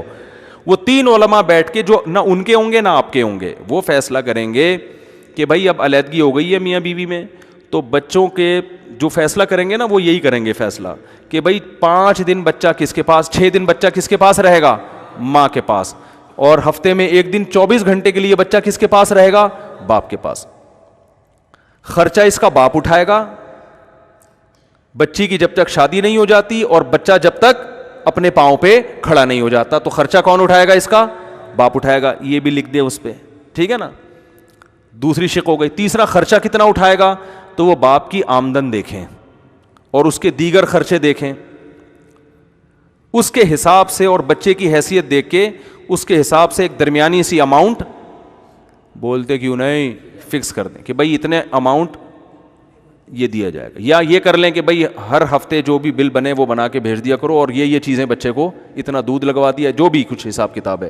تو وہ 2 انسان ہوں گے, صحیح عقل ہوگی ان میں, شعور ہوگا, تو وہ صحیح فیصلہ کریں گے. یہ کرنے کے بعد چوتھے نمبر پہ کہ ماں بچوں کو باپ کے خلاف نہیں ورغلائے گی. باپ کا احترام, دل آپس میں جو مرضی تھے, لیکن ماں بچوں کو باپ چرس بھی پیتا ہو نا, ماں نہیں بتائے گی. پیتے نہیں ہے لیکن ایک مثال دے رہا ہوں میں بھائی, وہ اس کا ذاتی فعل ہے نا, وہ کیا کرتا ہے. بچے کو تو شریعت یہی کہتی ہے باپ کا احترام کرو, تو باپ کا احترام بچوں کو بولو سکھائے گی. چوتھی شق یہ ہو گئی. 5ویں شق یہ ہو گئی کہ ماں اپنی مرضی سے بچوں کو اپنی مرضی کے اسکول میں داخل نہیں کرے گی. باپ اس میں اگر دونوں کی رائے میں اختلاف ہو گیا تو آرڈر کس کا چلے گا, باپ کا چلے گا. اگر اختلاف ہو گیا, وہ کہہ رہی جی سٹی اسکول میں, باپ کہہ رہا ہے میں تو پینٹ اتر جائے گی میری تو اگر میں سٹی اسکول میں داخل کرا دوں. اب وہ کس اسکول میں ایڈمیشن کرواتا ہے یا مدرسے میں داخل کرواتا ہے, یہ ہیڈک کس کا ہے, باپ کا ہے. تو کسی اور کو باپ بننے کی اجازت نہیں. ماں مشورہ ضرور دے گی اس میں. وَعَلَى الْمَوْلُودِ لَهُ رِزْقُهُنَّ, اللہ نے اس معاملے میں حق باپ کو دیا ہے, تبھی تو اس سے خرچہ بھی نکلوایا ہے کہ تمہیں حق زیادہ دیا تو اب زندگی بھر خرچہ کون اٹھائے گا, تم اٹھاؤ گے. اور 5ویں نمبر پہ یہ بھی لکھوایا جائے گا کہ بیٹی 9 سال کے بعد باپ کے حوالے کی جائے گی, اور بیٹا 7 سال کے بعد باپ کے. یعنی ابھی تک جب چھوٹا ہے تو باپ ماں کے پاس ہے, لیکن بچہ جب 7 سال کا ہو گیا تو کس کے پاس آئے گا؟ باپ کے پاس. اور پھر یہ سارا ٹائمنگ الٹ ہو جائیں گی, یعنی 6 دن باپ کے پاس رہے گا اور 1 دن بولتے کیوں نہیں ماں کے پاس رہے گا. کیونکہ جب بچہ 7 سال کا ہو جاتا ہے تو اس کو ماں کی ممتا سے زیادہ باپ کی بپتا کی ضرورت ہوتی ہے اس وقت. سمجھ رہے ہو کہ نہیں سمجھ رہے؟ کیونکہ اب تربیت کی ضرورت ہے, تو تربیت میں باپ کا کردار ماں سے زیادہ ہوتا ہے. وہ نظر رکھے گا, بنٹے تو نہیں کھیل رہا, گھنٹیاں بجا بجا کے تو نہیں بھاگ رہا مفتی صاحب کا بیان سن کے, ٹھیک ہے نا, وہ نظر رکھے گا. اور لڑکی 9 سال کی ہو جائے گی تو کہاں آئے گی؟ باپ کے پاس. اور پھر ہفتے میں 1 دن ماں کے پاس 24 گھنٹے رہے گی. صحیح ہے نا؟ ماں کے پاس کیوں آئے گی, باپ کے پاس کیوں آئے گی؟ اب بیٹی جوان ہو رہی ہے, اب اسے غیرت مند مرد چاہیے جو اس کی حفاظت کرے, اسے دوستیوں سے بچائے. ایسا نہ ہو اسکول میں ٹیچر اس پہ نظر رکھ کے بیٹھا ہوا ہو, کوئی ٹیوٹر آ رہا ہو اس پہ نظر. ماؤں کو نہیں پتہ چلتی ہیں بدماشیاں کیا کیا ہو رہی ہیں معاشرے میں, وہ نرم دل ہوتی ہے, وہ اگنور کر رہی ہوتی ہیں. باپ تو آنکھیں نکال دے گا جا کے, ابے تیرے کو بٹھایا تھا میں نے انگلش پڑھانے کے لیے, تو ٹکٹی کی باندھ کے دیکھ رہا ہوتا ہے بھائی, تو سبق کو فوکس کر, تو کر کیا رہا ہے یہاں پہ؟ کیونکہ وہ خود یہ کام کرتا رہا ہوتا ہے نا بچپن میں معذرت کے ساتھ, اس کو پتا ہوتا ہے معاشرے میں بدماشیاں, وہ خود ٹیوشن پڑھانے جا رہا ہے, اس کو پتا ہے میری نیت کیا ہے. ماؤں کو تو پتہ ہی نہیں ہوتا ان چیزوں کا کہ معاشرے میں ہو کیا رہا ہے, تو بچیوں کے جذبات سے کھیلا جاتا ہے. میں جانتا ہوں ایسی لڑکیوں کو, پروفیسر یونیورسٹی میں کھیل رہے ہیں ان کے جذبات سے, گھر میں پتہ ہی نہیں کسی کو ہو کیا رہا ہے. تو یہ ساری پھر یہ سب چیزیں اسٹیمپ پیپر پہ بولو نا لکھوائی جائے, ٹھیک ہے نا. اور اس میں پھر یہ ہوگا کہ بھائی بچی 9 سال کی عمر میں آئے گی, پھر شادی دونوں کی مرضی سے ہوگی, ماں اور باپ دونوں کی مشورے سے بچوں کی شادی ہوگی. لیکن اگر دونوں کی رائے میں اختلاف ہو گیا تو پھر آخری فیصلہ کس کا ہوگا؟ باپ کا ہوگا. یہ سب چیزیں آپ لکھیں گے تو پھر عورت کو بھی اس کا حق ملے گا اور ابا کو بھی اس کا حق ملے گا. اور قرآن کہتا ہے لا تضار والدۃ بولدها ولا مولود له بولده, جب میاں بیوی میں علیحدگی ہو جائے تو بچے کی وجہ سے نہ ماں کو نقصان پہنچاؤ اور نہ باپ کو. اس میں ماں کا بھی فائدہ ہے اور باپ کا بھی. ماں کا کیا فائدہ؟ اسے خرچہ دبا کے مل رہا ہے, پورا پراپر خرچہ مل رہا ہے. اس کے بچوں کا ابھی بھی باپ موجود ہے, وہ یتیم نہیں کہلائیں گے. لوگوں کو پتا ہے بھائی ان کا باپ ہے, یہ ملتا رہتا ہے ان سے, ایسا نہیں ہے کہ طلاق یافتہ ہے بچوں کو لے کے دھکے کھا رہی ہے روڈ پہ, کیونکہ بچے لاوارث ہو جاتے ہیں. جب پتا ہوتا ہے بھائی باپ آتا ہے ملتا ہے, ایک ہفتے میں 1 دن باپ کے پاس رہتے ہیں, تو بچوں کا بھی تحفظ ہے, عورت کا بھی تحفظ ہے, باپ کے جذبات بھی مجروح نہیں ہوتے. اگر وہ اس پر نہیں آ رہے لڑکی والے تو اس کا مطلب وہ بدماشی پر آ رہے ہیں. تو پھر بدماشی کھیلو, پھر آپ کے لیے بدماشی کیا ہو جائے گی؟ جائز. پھر بولو بھائی ٹھیک ہے ہم بچہ اٹھا لیں گے. پھر جب آپ بھی تو بدماشی سے اٹھایا ہوا ہے نا, تو شریعت پہ تو آ نہیں رہے, تو پھر جس کی لاٹھی اس کی بھینس. تو پھر میں لوگوں سے مشورہ دیتا ہوں بھائی کہ بھائی ٹھیک ہے پھر بدماشی کھیلو. ان سے بولو ایسے ہاتھ اوپر کرو آستین, بولو ٹھیک ہے جس کی لاٹھی اس کی بھینس. تو میں نے کہا لیکن بدماشی کے لیے تپڑ کا ہونا ضروری ہے. تو پھر ٹرک کے پیچھے لکھا ہوا ہوتا ہے تپڑ ہے تو پاس کر ورنہ برداشت کر. تپڑ ہے تو بدماشی پہ آ جاؤ, نہیں ہے تپڑ تو پھر بولو بھائی صبر کے علاوہ ہمارے پاس کوئی آپشن نہیں. ایسا نہ ہو بچے اٹھائے تو وہ سالوں نے اتنا پکڑ کے کوٹا کہ آپ کہے گے یار یہ تو اور لینے کے دینے پڑ گئے. اس لیے شادی ایسی جگہ کیا کرو جہاں صرف بہنیں ہی بہنیں ہوں. ذہن میں رکھو, حقیقت بتا رہا ہوں آپ. اللہ تعالیٰ نے عورت کے گرد نا مردوں کا پہرا بٹھایا ہوا ہے. پھول کے گرد کانٹے ہوتے ہیں نا, تو یہ مرد اللہ نے کانٹوں کی صورت میں پیدا کیے ہیں. اور یہ جو فیملی پلاننگ والوں نے 2 بچوں میں لگا دیا نا تم کو, اس سے تمہاری بیٹیوں کا تحفظ نہیں ہوتا. بچے زیادہ ہوتے ہیں تو بیٹے بھی ہوتے ہیں بیٹیاں بھی ہوتی ہیں. تو آپ کے دنیا سے جانے کے بعد آپ کی بیٹیوں کے محافظ کون ہوتے ہیں؟ آپ کے بیٹے ہوتے ہیں. داماد ان کا کو سوچ کے ان کے حق ادا کر رہا ہوتا ہے. بیٹے ہی نہیں چھوڑ کے گئے پیچھے, وہ بیچاری رل جاتی ہیں بعض دفعہ. تو سارا غیر فطری ہو رہا ہے ہمارے معاشرے میں. تو پھر بدماشی جب ایک تمیز سے ایک چیز پہ نہیں آ رہے تو پھر وہی ہے کہ سیدھی انگلی سے گھی نہیں نکلتا, تو کیسے نکالنا ہے؟ ٹیڑھی انگلی سے. ابھی ہمارے جاننے والوں میں کیس, جاننے والے تو نہیں بہت دور کے ہیں, وہ ان کو نہیں پتہ چلے گا. کیس ہوا کہ وہ باپ نے بچہ چھین لیا, طلاق دینے کے بعد باپ نے بچہ چھین لیا اور ماں سے ملنے نہیں دے رہا اس کو. یہ بھی غلط ہے نا بھائی. ٹھیک ہے طلاق دینے کے بعد تم نے بچہ لیا ہے, تو اب ماں ہفتے میں 1 دن ماں کے پاس, 7 سال کا بچہ تھا تو ہفتے میں 1 دن کس کے پاس ہونا چاہیے؟ ماں کے پاس. اور اگر قریب رہتے ہیں تو روزانہ ملیں. یہ تو 24 گھنٹے رات گزارنے کے لیے ہفتے میں ایک دن کا قانون ہے, ورنہ ملاقات تو روزانہ دونوں کی ہونا, کوئی پابندی تھوڑی ہے. جب ماں کا دل چاہ رہا ہے چلو جی اپنے بچے سے مل لیتی ہوں جا کے میں, باپ کا دل چاہ رہا ہے چلو جی اپنے بچے سے مل لیتا ہوں, تو دونوں چھینتے ہیں ایک دوسرے سے. تو کیس آیا کہ باپ نے اٹھا لیا بچہ, طلاق دینے کے بعد بچہ اٹھا کے غائب کر دیا. ماں کی حالت تو بھائی وہ بیٹھتا, وہ علماء کو درمیان میں ڈالتا, بھائی تو بھائی ماں سے بھی ملے گا اور باپ سے بھی, جو میں نے پوری صورتحال بتائی ہے اس طرح سے عمل ہو جاتا. تو ہمارے پاس کیس آیا, ہم نے کہا جب بدماشی کا جواب کیا ہے, کیونکہ عدالت میں کیس کرنے میں تو بڑے مسائل ہیں. اس میں یہ تھا کہ وہ ایسی, اب عدالتیں کیس سنتی نہیں ہیں نا, مثال کے طور بچہ پنجاب لے گئے تو سندھ کی عدالت سنے گی نہیں. آپ جب سندھ کی پنجاب میں جا کے کیس کیا تو بچہ کہاں آ گیا, سندھ میں آ گیا, تو پنجاب کی عدالت نہیں سنے گی, تو وہ گھماتے رہتے ہیں. تو میں نے کہا جب بچہ انہوں نے کڈنیپ کیا ہے تو پھر جواب, کڈنیپ کا جواب کیا ہے اسلام میں بھائی, تو میں نے کہا تمہارا بس چلے تم اٹھا لو. تو مجبور ہو کر پھر وہ عدالت میں آیا شوہر, پھر عدالت میں فیصلہ کیا کہ بھائی ماں کے پاس رہے گا. اب وہ مکمل ماں کے پاس ہے, اب باپ سے نہیں مل رہا, تو یہ بھی ظلم ہے نا, تو یہ بھی غلط ہو رہا ہے. تو خیر کیا کہاں سے کہاں بات چلی گئی, میں بدماشی چل رہی ہے مارکیٹ میں, تمیز کی دنیا نہیں ہے, جس کی لاٹھی اس کی بھینس, آخرت کا تو سوچتے نہیں ہیں. یاد رکھو میں عورتوں سے, کیونکہ زیادہ تر یہ ظلم عورتیں کر رہی ہیں معذرت کے ساتھ, مرد بچے نہیں چھینتے, عورتیں چھین لیتی ہیں. جو میرے پاس کیسز آ رہے ہیں ان میں عورتوں کے زیادہ کیسز آ رہے ہیں کہ وہ چھین لیتی ہیں, اور عدالت مکمل سپورٹ کس کو کرتی ہے, عورت کو. مرد کے کیسز کم آ رہے ہیں, تو جو گراؤنڈ ریئلٹی ہے اس کے حساب سے بتا رہا ہوں. تو میں ان عورتوں سے کہتا ہوں کہ دیکھو آپ نے قانون کا سہارا لے کے بچوں کو باپ سے محروم کر دیا, کوئی بات نہیں. قرآن میں اللہ کا ارشاد ہے تمتعوا, مزے اڑاؤ, فإن مصیرکم الی النار, آنا کہاں ہے, آگ کی طرف. آپ کسی سے پیسے چھین لیں اتنا بڑا ظلم نہیں ہے, کسی سے اس کا خون چھین لیں, بلڈ چھین لیں, اس سے بڑا ظلم دنیا میں کوئی نہیں ہو سکتا. تو کر لو, عدالت آج آپ کا ساتھ دے رہی ہے, قانون آپ کا ساتھ دے رہا ہے, تو ٹھیک ہے, اس قانون کے ذریعے آپ جو مرضی کرنا ہے کر لو, کھلے لے کے ادھر ادھر شادیاں رچاتے پھرو, مگر اللہ کی گرفت بہت سخت ہے. اور جو مرد ظلم کر رہے ہیں ان کو بھی قیامت کے دن ڈرنا چاہیے, کیونکہ عورت کے لیے بچہ جب اس کی گود سے چھینا جاتا ہے تو عورت, مرد میں تو پھر بھی تھوڑا دل مضبوط ہے, تو عورت تو بیچاری جیتے جی مر جاتی ہے. تو ایسے مرد بھی ہیں جنہوں نے بچے چھینے ہیں ماؤں سے, ایسے کیسز بھی ہیں, اگرچہ کم ہیں, عورتوں والے زیادہ آ رہے ہیں, لیکن ایسے بھی ہیں جنہوں مردوں نے چھینے ہیں بچے اور ماں سے ملنے ہی نہیں دیا, پھر زندگیاں گزر گئیں, 10 سال 15 سال ہو گئے. تو بھائی ایسے باپ کو بھی اللہ کے عذاب سے ڈرنا چاہیے. تبھی تو قرآن کہتا ہے کہ اس سے بڑا ظالم کوئی نہیں ہے جو آخرت کا انکار کر دے, کیونکہ ہر برائی کی جڑ کیا ہے, آخرت کا انکار. آپ سمجھتے ہو کہ ڈے آف ججمنٹ کوئی نہیں ہے, ڈے آف ججمنٹ جو ہے نا انہیں عدالتوں میں ہی ہوتی ہے بس, اس کے علاوہ کوئی نہیں ہے.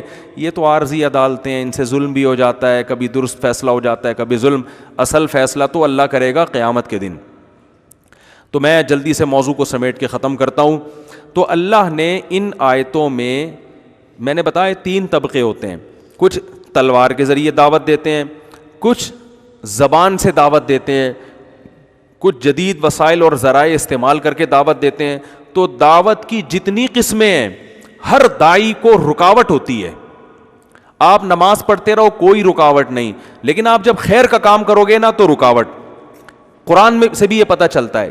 حضرت لقمان علیہ السلام نے اپنے بچے کو نصیحتیں کی, یا بنی اقیم الصلاۃ, نماز قائم کر, زکوٰۃ ادا کر, والدین کے ساتھ حسن سلوک, ساری نصیحتیں کر رہے ہیں مگر صبر کی تلقین نہیں کی. لیکن آگے فرمایا کہ وَأَمُرْ بِالْمَعْرُوفِ وَانْهَ عَنِ الْمُنْكَرِ, کہ تم نیکی کو فروغ دو اور برائی کو معاشرے سے ختم کرنے کی کوشش کرو. یہ جب آرڈر دیا نا تو فرمایا وَاصْبِرْ عَلَىٰ مَا أَصَابَكَ, اور جو مصیبت پہنچے اس پہ صبر کرو. اس سے پتہ چلتا ہے کہ بھائی نماز پڑھنے پر مصیبتیں نہیں پہنچیں گی, روزہ رکھنے پر مصیبتیں, بولنے پر پابندی ہے, نہیں پہنچیں گی. مصیبت جب آئے گی جب آپ معاشرے کی اصلاح کی فکر کریں, کیونکہ بہت سے لوگوں کے مفاد پہ اس سے زد پڑے گی, وہ کھڑے ہو جائیں گے آپ کی راہ میں آ کے, وہ رکاوٹ بنیں گے. تو فرمایا وَاصْبِرْ عَلَىٰ مَا أَصَابَكَ، لقمان علیہ السلام نے اپنے بیٹے سے کہا کہ معاشرے میں خیر کو پھیلانے کی کوشش کرتے رہنا، اور جو مصیبت آئی اس پہ کیا کرنا ہے؟ صبر.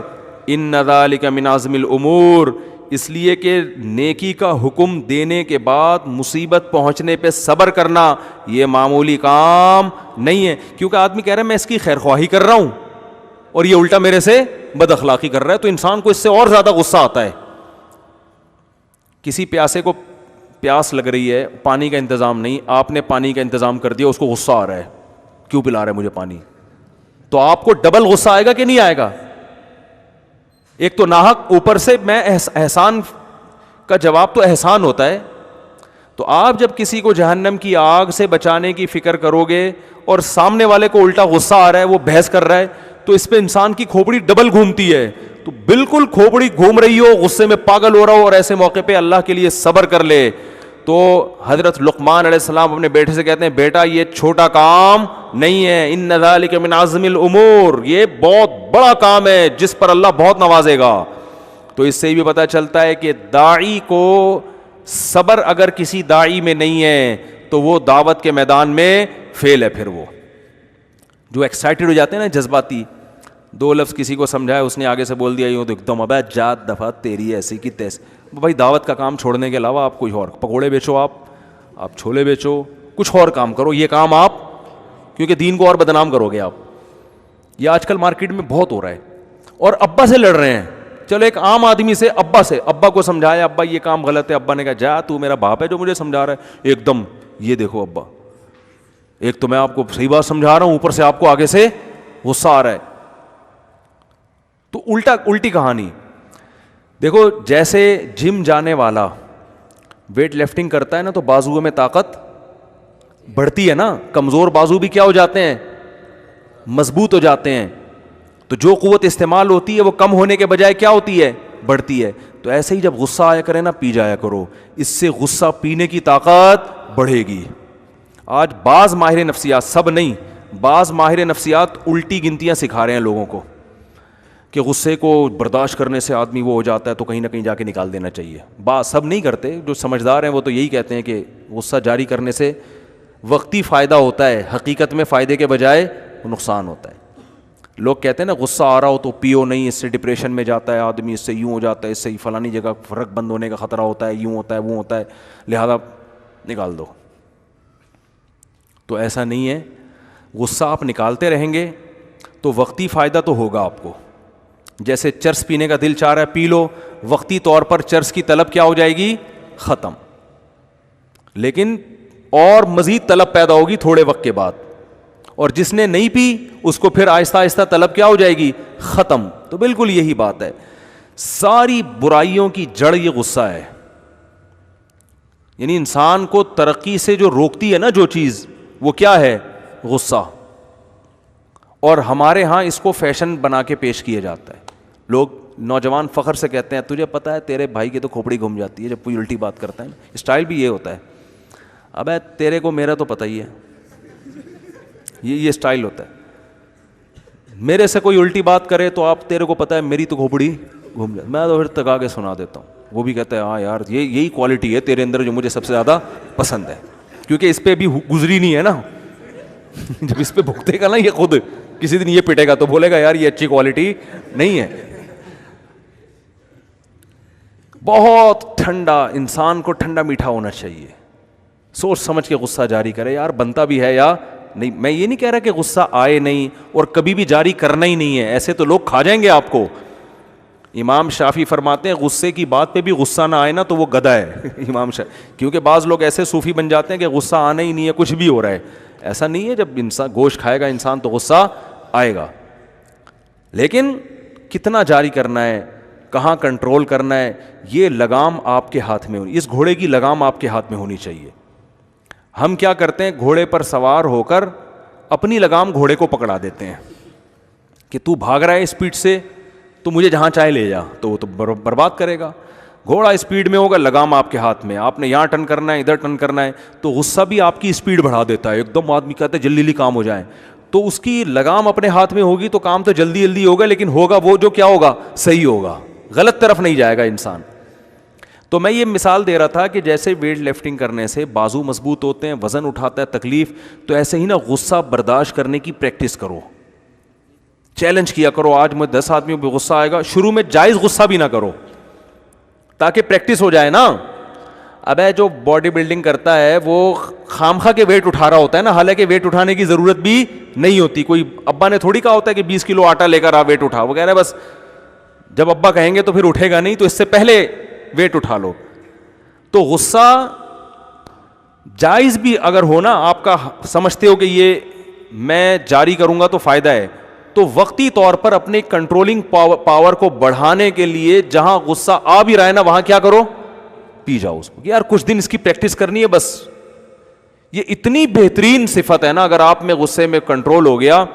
نبی صلی اللہ علیہ وسلم نے منہ پہ تعریف سے منع کیا ہے نا, یہاں تک ایک روایت میں آتا ہے تمہاری منہ پہ تعریف کرے خاک اٹھا کے پھینک دو اس کے منہ پہ, کیونکہ یہی لوگ آپ کو تباہ کرتے ہیں.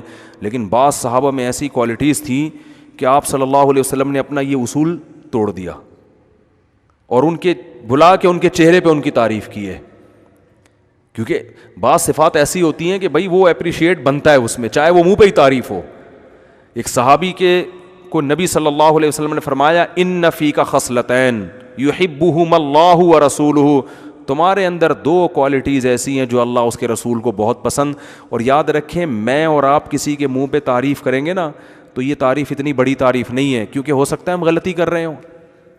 لیکن سید الانبیاء جن کا مقام سب سے افضل, جن کی زبان سے حق کے علاوہ کبھی کچھ نہیں نکلا, جو کچھ کہہ رہے ہیں اللہ کی طرف سے کہہ رہے ہیں, وہ کسی صحابی کو بلا کر ان کے چہرے پہ, ان کے منہ پہ, ان کے سامنے ان کو مخاطب کر کے ان کی تعریف کریں, تو اس کا مطلب بھائی وہ بڑی خاندانی صفات ہیں جو ان کو بلا کے ان کے چہرے پہ ان کی تعریف کی جا رہی ہے. یہ تو بہت ہی کوئی بڑھیا کوالٹی ہے ان کے اندر, بہت زیادہ ان کی اس میں قربانی ہے. تو وہ 2 کوالٹی کیا ہیں کہ کیا وہ تہجد پڑھتے تھے؟ بھائی نبی نے فرمایا کہ تمہارے اندر 2 صفات ایسی ہیں جو اللہ اس کے رسول کو بہت بولو پسند ہے. بہت پیاری صفات ہے تمہارے اندر 2. تو وہ 2 صفات تہجد بھی ہو سکتی تھی, میدان جنگ میں بہادری کے جوہر بھی ہو سکتے تھے, کچھ بھی نہیں. یہ تو ویسے ہی پسند ہے, اس کے لیے الگ سے بندے کو بلا کے بتانے کی ضرورت نہیں ہے. فرمایا 2 کوالٹی میں ایک الحلم, برداشت. کیا ہے؟ برداشت. فوراً جذباتی نہیں ہو جاتے. کسی نے کوئی بھی بات آ کے کہہ دی, کچھ بھی کہہ دی, ایک دم وہ تیش میں آ گئے, پسینہ ہوئے, رگیں پھول رہی ہیں. برداشت. دوسرا الاناہ, جلد بازی نہیں ہے فیصلے میں. جب بھی کوئی فیصلہ کرنا ہوتا ہے تو پلاننگ کر کے, سوچ سمجھ کے, اس کے پازیٹیو نیگیٹو تمام پہلوؤں پہ غور کر کے اس کے بعد فیصلہ کرتے ہو. تو یہ جب ہی ہوتا ہے, اناہ جب پیدا ہوتی ہے جب حلم ہو, برداشت ہو. برداشت نہیں ہوگی تو فیصلے کیسے ہو رہے ہوتے ہیں؟ بولتے کیوں نہیں. جیسے آج کل لڑکے کہیں لڑکی پہ نظر پڑ گئی نا خوبصورت, فیصلہ کہ اس سے شادی ہوگی, یہ ہو جاتا ہے. ایک شاعر نے مجھے بتایا, ایک شاعر میں ملا اس سے, ہمارا دوست تھا, تو شادی نہیں کر رہا تھا اور صحت بھی خراب ہوتی جا رہی. میں نے ویسے ہی بچپن کا دوست تھا, میں نے کہا یار اتنے بوڑھے ہو گئے. کہتے یار میں ایک دفعہ کھارا در پہ کھڑا ہوا تھا, ایک حسینہ پہ میری نظر پڑی, یہ صحیح واقعہ بتا رہا ہوں, اس پہ میں ایسا عاشق ہو گیا کہ اب مجھے وہیں شادی کروں گا, اس کے علاوہ کہیں نہیں کروں گا. یہ ہے برداشت. اٹ از کالڈ کیا ہے؟ برداشت اور پلاننگ کر کے فیصلہ. ابے تجھے کیا پتا کہ وہ کوئی چور ہے, کوئی ہیروئن بیچتی ہے, یا فاحشہ تو نہیں ہے خدا نہ خواستہ, اس کی ماں نے اس کو کوئی سلیقہ صفائی سکھایا ہے کہ نہیں سکھایا, پردہ نماز کا کچھ ہے کہ نہیں ہے, بس شکل پسند آئی ایک دم فیصلہ کہ شادی ہوگی تو یہی ہوگی, باقی ورنہ کہیں نہیں ہوگی. میں اس لیے مثال دے رہا ہوں کہ یہ زیادہ آسانی سمجھ میں آ جائے گی. ہر کام میں ایسا چل رہا ہے, ہر کام اسی طرح ہو رہا ہے. کاروبار کا فیصلہ کریں گے, ابے یار گرمیوں میں برف کا کام ٹائٹ چل رہا ہے, وہ وسیم گولے گنڈے والا دیکھو فوراً بس کروڑوں روپے انویسٹ کر دیے, برف کی فیکٹری لگا دی, وہ تباہ ہو گئی, برباد ہو گئی. کہہ رہے ہم نے تو استخارہ نکال کے کام کیا تھا پھر بھی برباد ہو گیا. او بھائی آپ بزنس سے پہلے 1 سال پلاننگ کرتے, 100 دفعہ سوچتے اس کے فائدے کیا ہیں, نقصانات کیا ہیں, نہیں چلا تو برداشت کر پاؤں گا کہ نہیں کر پاؤں گا. اتنا تب پڑھے تو پاس کر ورنہ برداشت کر, ہے بھائی. تو ہر کام میں کیا ہے, سوچنا. ہمارے نبی صلی اللہ علیہ وسلم اکثر فکر میں رہتے تھے, اکثر فکر میں. تو کیسے دیکھو 13 سال مشرکین کے ظلم برداشت کیے ہیں, کبھی بھی نہیں ملتا کہ اٹھا کے حکم دیا اس صحابہ کو, ان کو ہم برداشت کی حد ہو گئی ہے, بس اب تو ہم مار دیں گے, اب یہ کر دیں گے. حضرت بلال کو کہا کہ اب اگر تمہارا مولا تم پر پتھر رکھے تو اٹھا کے پھینک دینا اور 2 تپیڑ لگا دینا اس کے. کہیں بھی نہیں.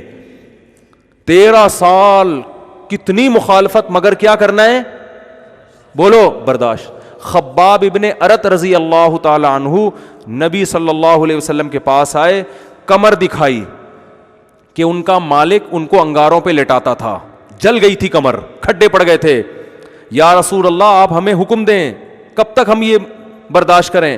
آپ نے فرمایا کہ اس تم سے پہلی امتوں کو اس سے بھی زیادہ ستایا گیا ہے.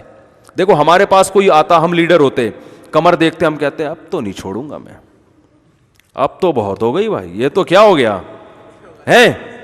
ہم اس کو غیرت سمجھتے ہیں نا کہ یار اب تو یہ غیرت کا مسئلہ ہے, یار میرے ساتھیوں کے ساتھ یہ ظلم ہو رہا ہے بھائی. اور ہم نے تو یہ تو ہماری قومیت بھی نہیں دیکھ رہے, ہم تو ان کی قوم کے لوگ ہیں, 40 سال ان میں رہے ہیں, تو قوم کا ہی کچھ خیال کر لیں. اب نہیں ہوگا.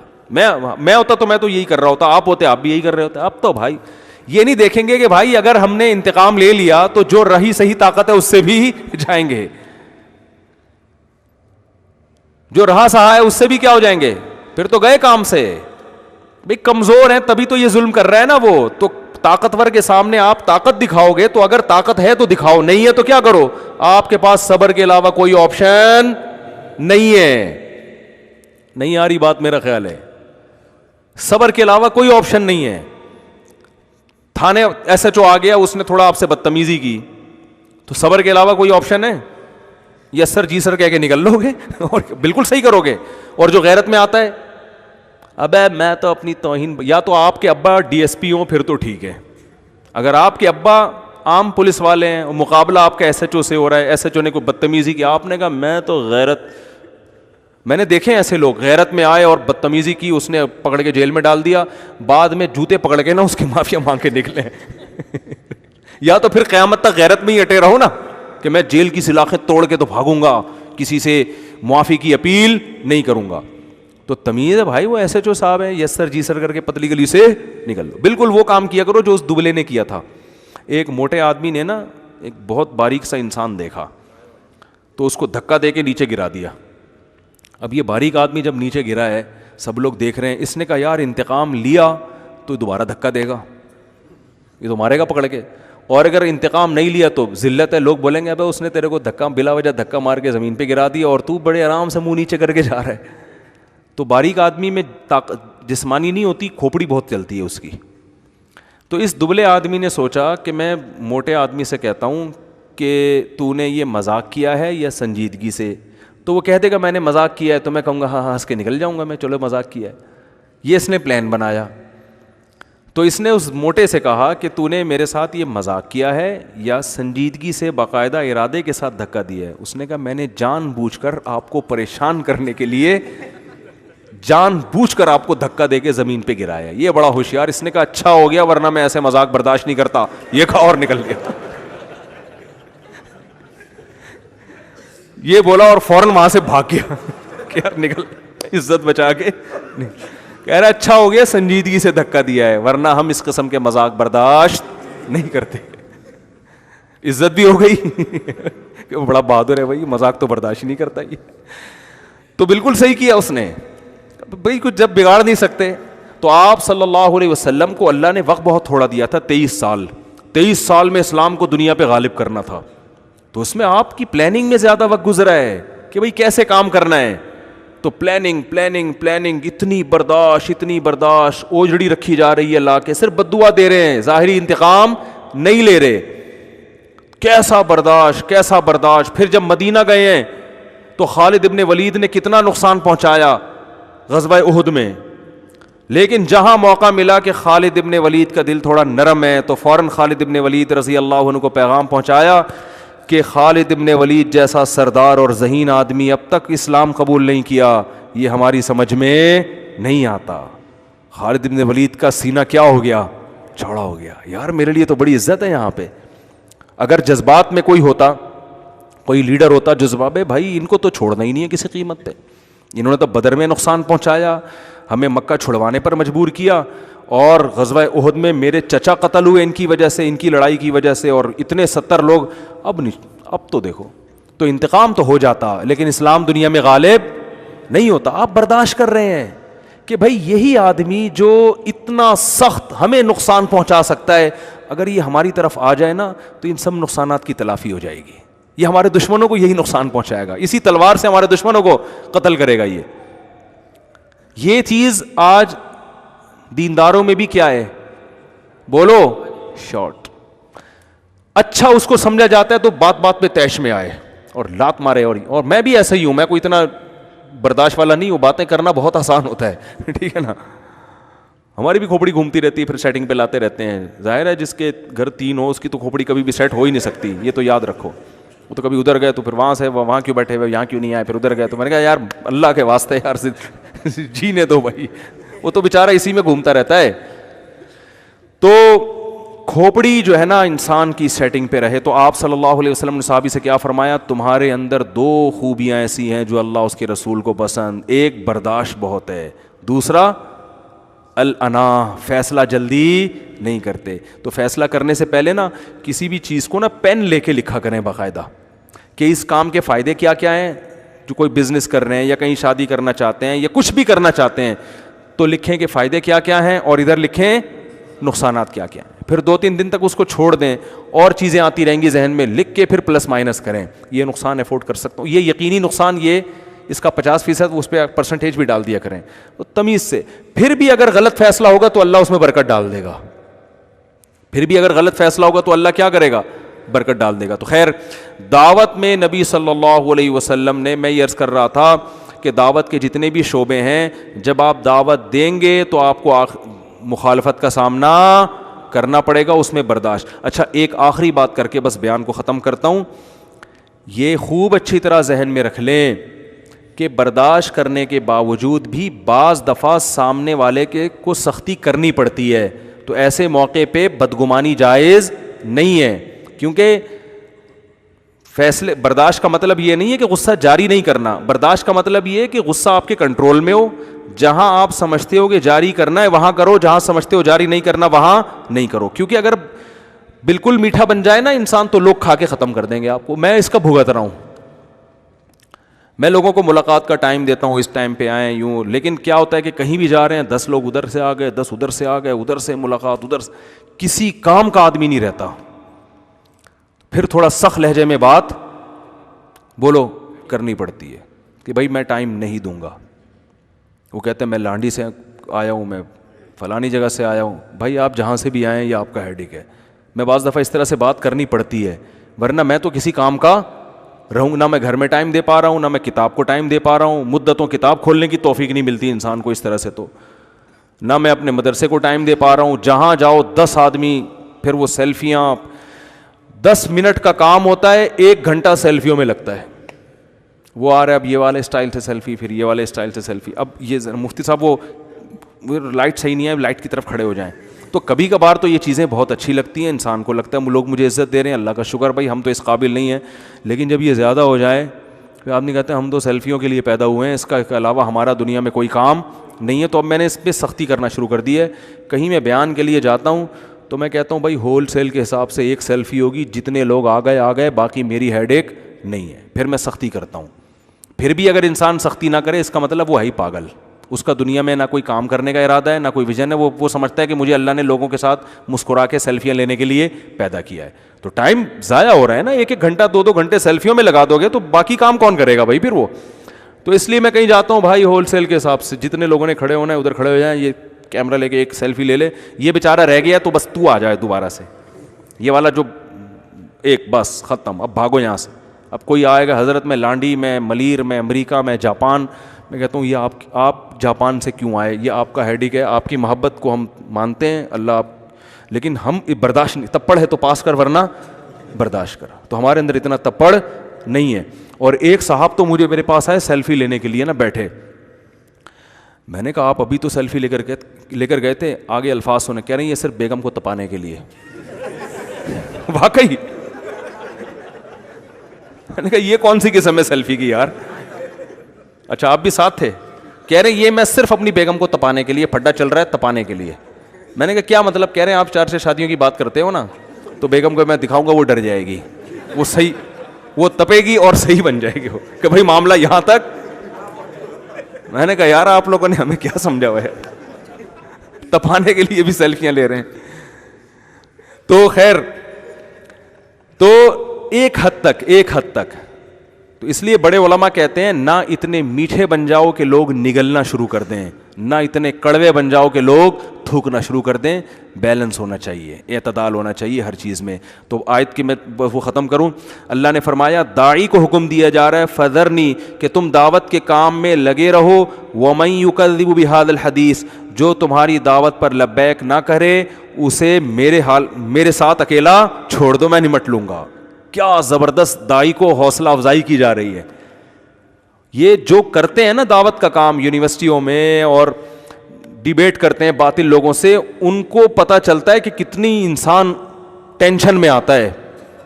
تو اللہ کی طرف سے بڑی تسلی ہے کہ میں تمہارے ساتھ ہوں, اس سے میں خود ہی نمٹوں گا. اور اس کی ترقی دیکھ کر متاثر نہ ہو. سنستدرجہم من حیث لا یعلمون, ان کو پتہ بھی نہیں چلے گا میں دنیا کی نعمتیں بڑھاتا چلا جاؤں گا. واملی لہم, ان کو میں مہلت دے رہا ہوں. ان کیدی متین, کیونکہ میری تدبیر بہت مضبوط ہوتی ہے, میں اس میں جلد بازی سے کام نہیں لیتا. جلد بازی میں لوگوں کو عذاب دینا شروع کر دوں پھر تو سارے انسان کے بچے بن جائیں, پھر تو سارے ٹھیک ہو جائیں گے نا. تو اللہ بھی حلیم ہے نا, بردبار ہے, تو اللہ بھی جلدی فیصلہ نہیں کرتا. اللہ کہتے ہیں مہلت دوں گا, ایک ٹائم ہے. فرعون کو کتنے سال مہلت دیا, کب جا کے ہلاک کیا ہے اس کو, تو مہلت ملے گی.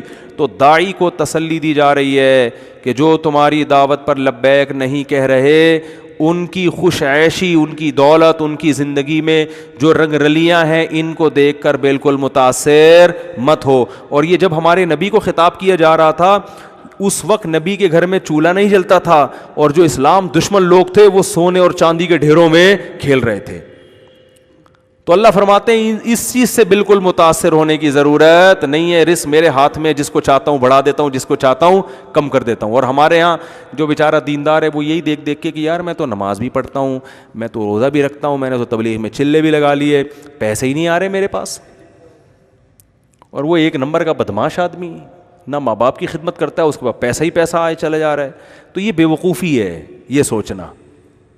ایک خاتون بیچاری کچھ دن پہلے آئیں, بہت مسائل میں تھیں وہ, شوہر کی طرف سے بھی گھر کی طرف سے بھی. کہتی میں تو اتنے دین پہ چلتی ہوں, اتنی نماز پڑھتی ہوں, تہجد پڑھتی ہوں, نیک اعمال کرتی ہوں, پھر بھی میرے ساتھ یہ مسائل ہیں, تو اس کا مطلب میں غلط ہوں؟ میں نے کہا نہیں, اس کا مطلب آپ غلط نہیں ہیں. مسائل کا آنا اگر اس کی علامت ہوتی کہ اللہ ناراض ہے, تو اس کا مطلب اللہ تو پھر یعقوب علیہ السلام سے ناراض تھا. یعقوب علیہ السلام تو ساری زندگی ٹینشنوں میں گزری, بیٹا چھین لیا اللہ نے, ابھی وہ ملا نہیں تھا کہ دوسرا بیٹا بھی چھین لیا, روتے روتے آنکھوں کی بینائی چلی گئی. تو مسائل کا آنا اس کی علامت نہیں ہے کہ اللہ آپ سے ناراض ہے. اللہ تعالیٰ سمجھنے کی عمل کی توفیق عطا فرمائے.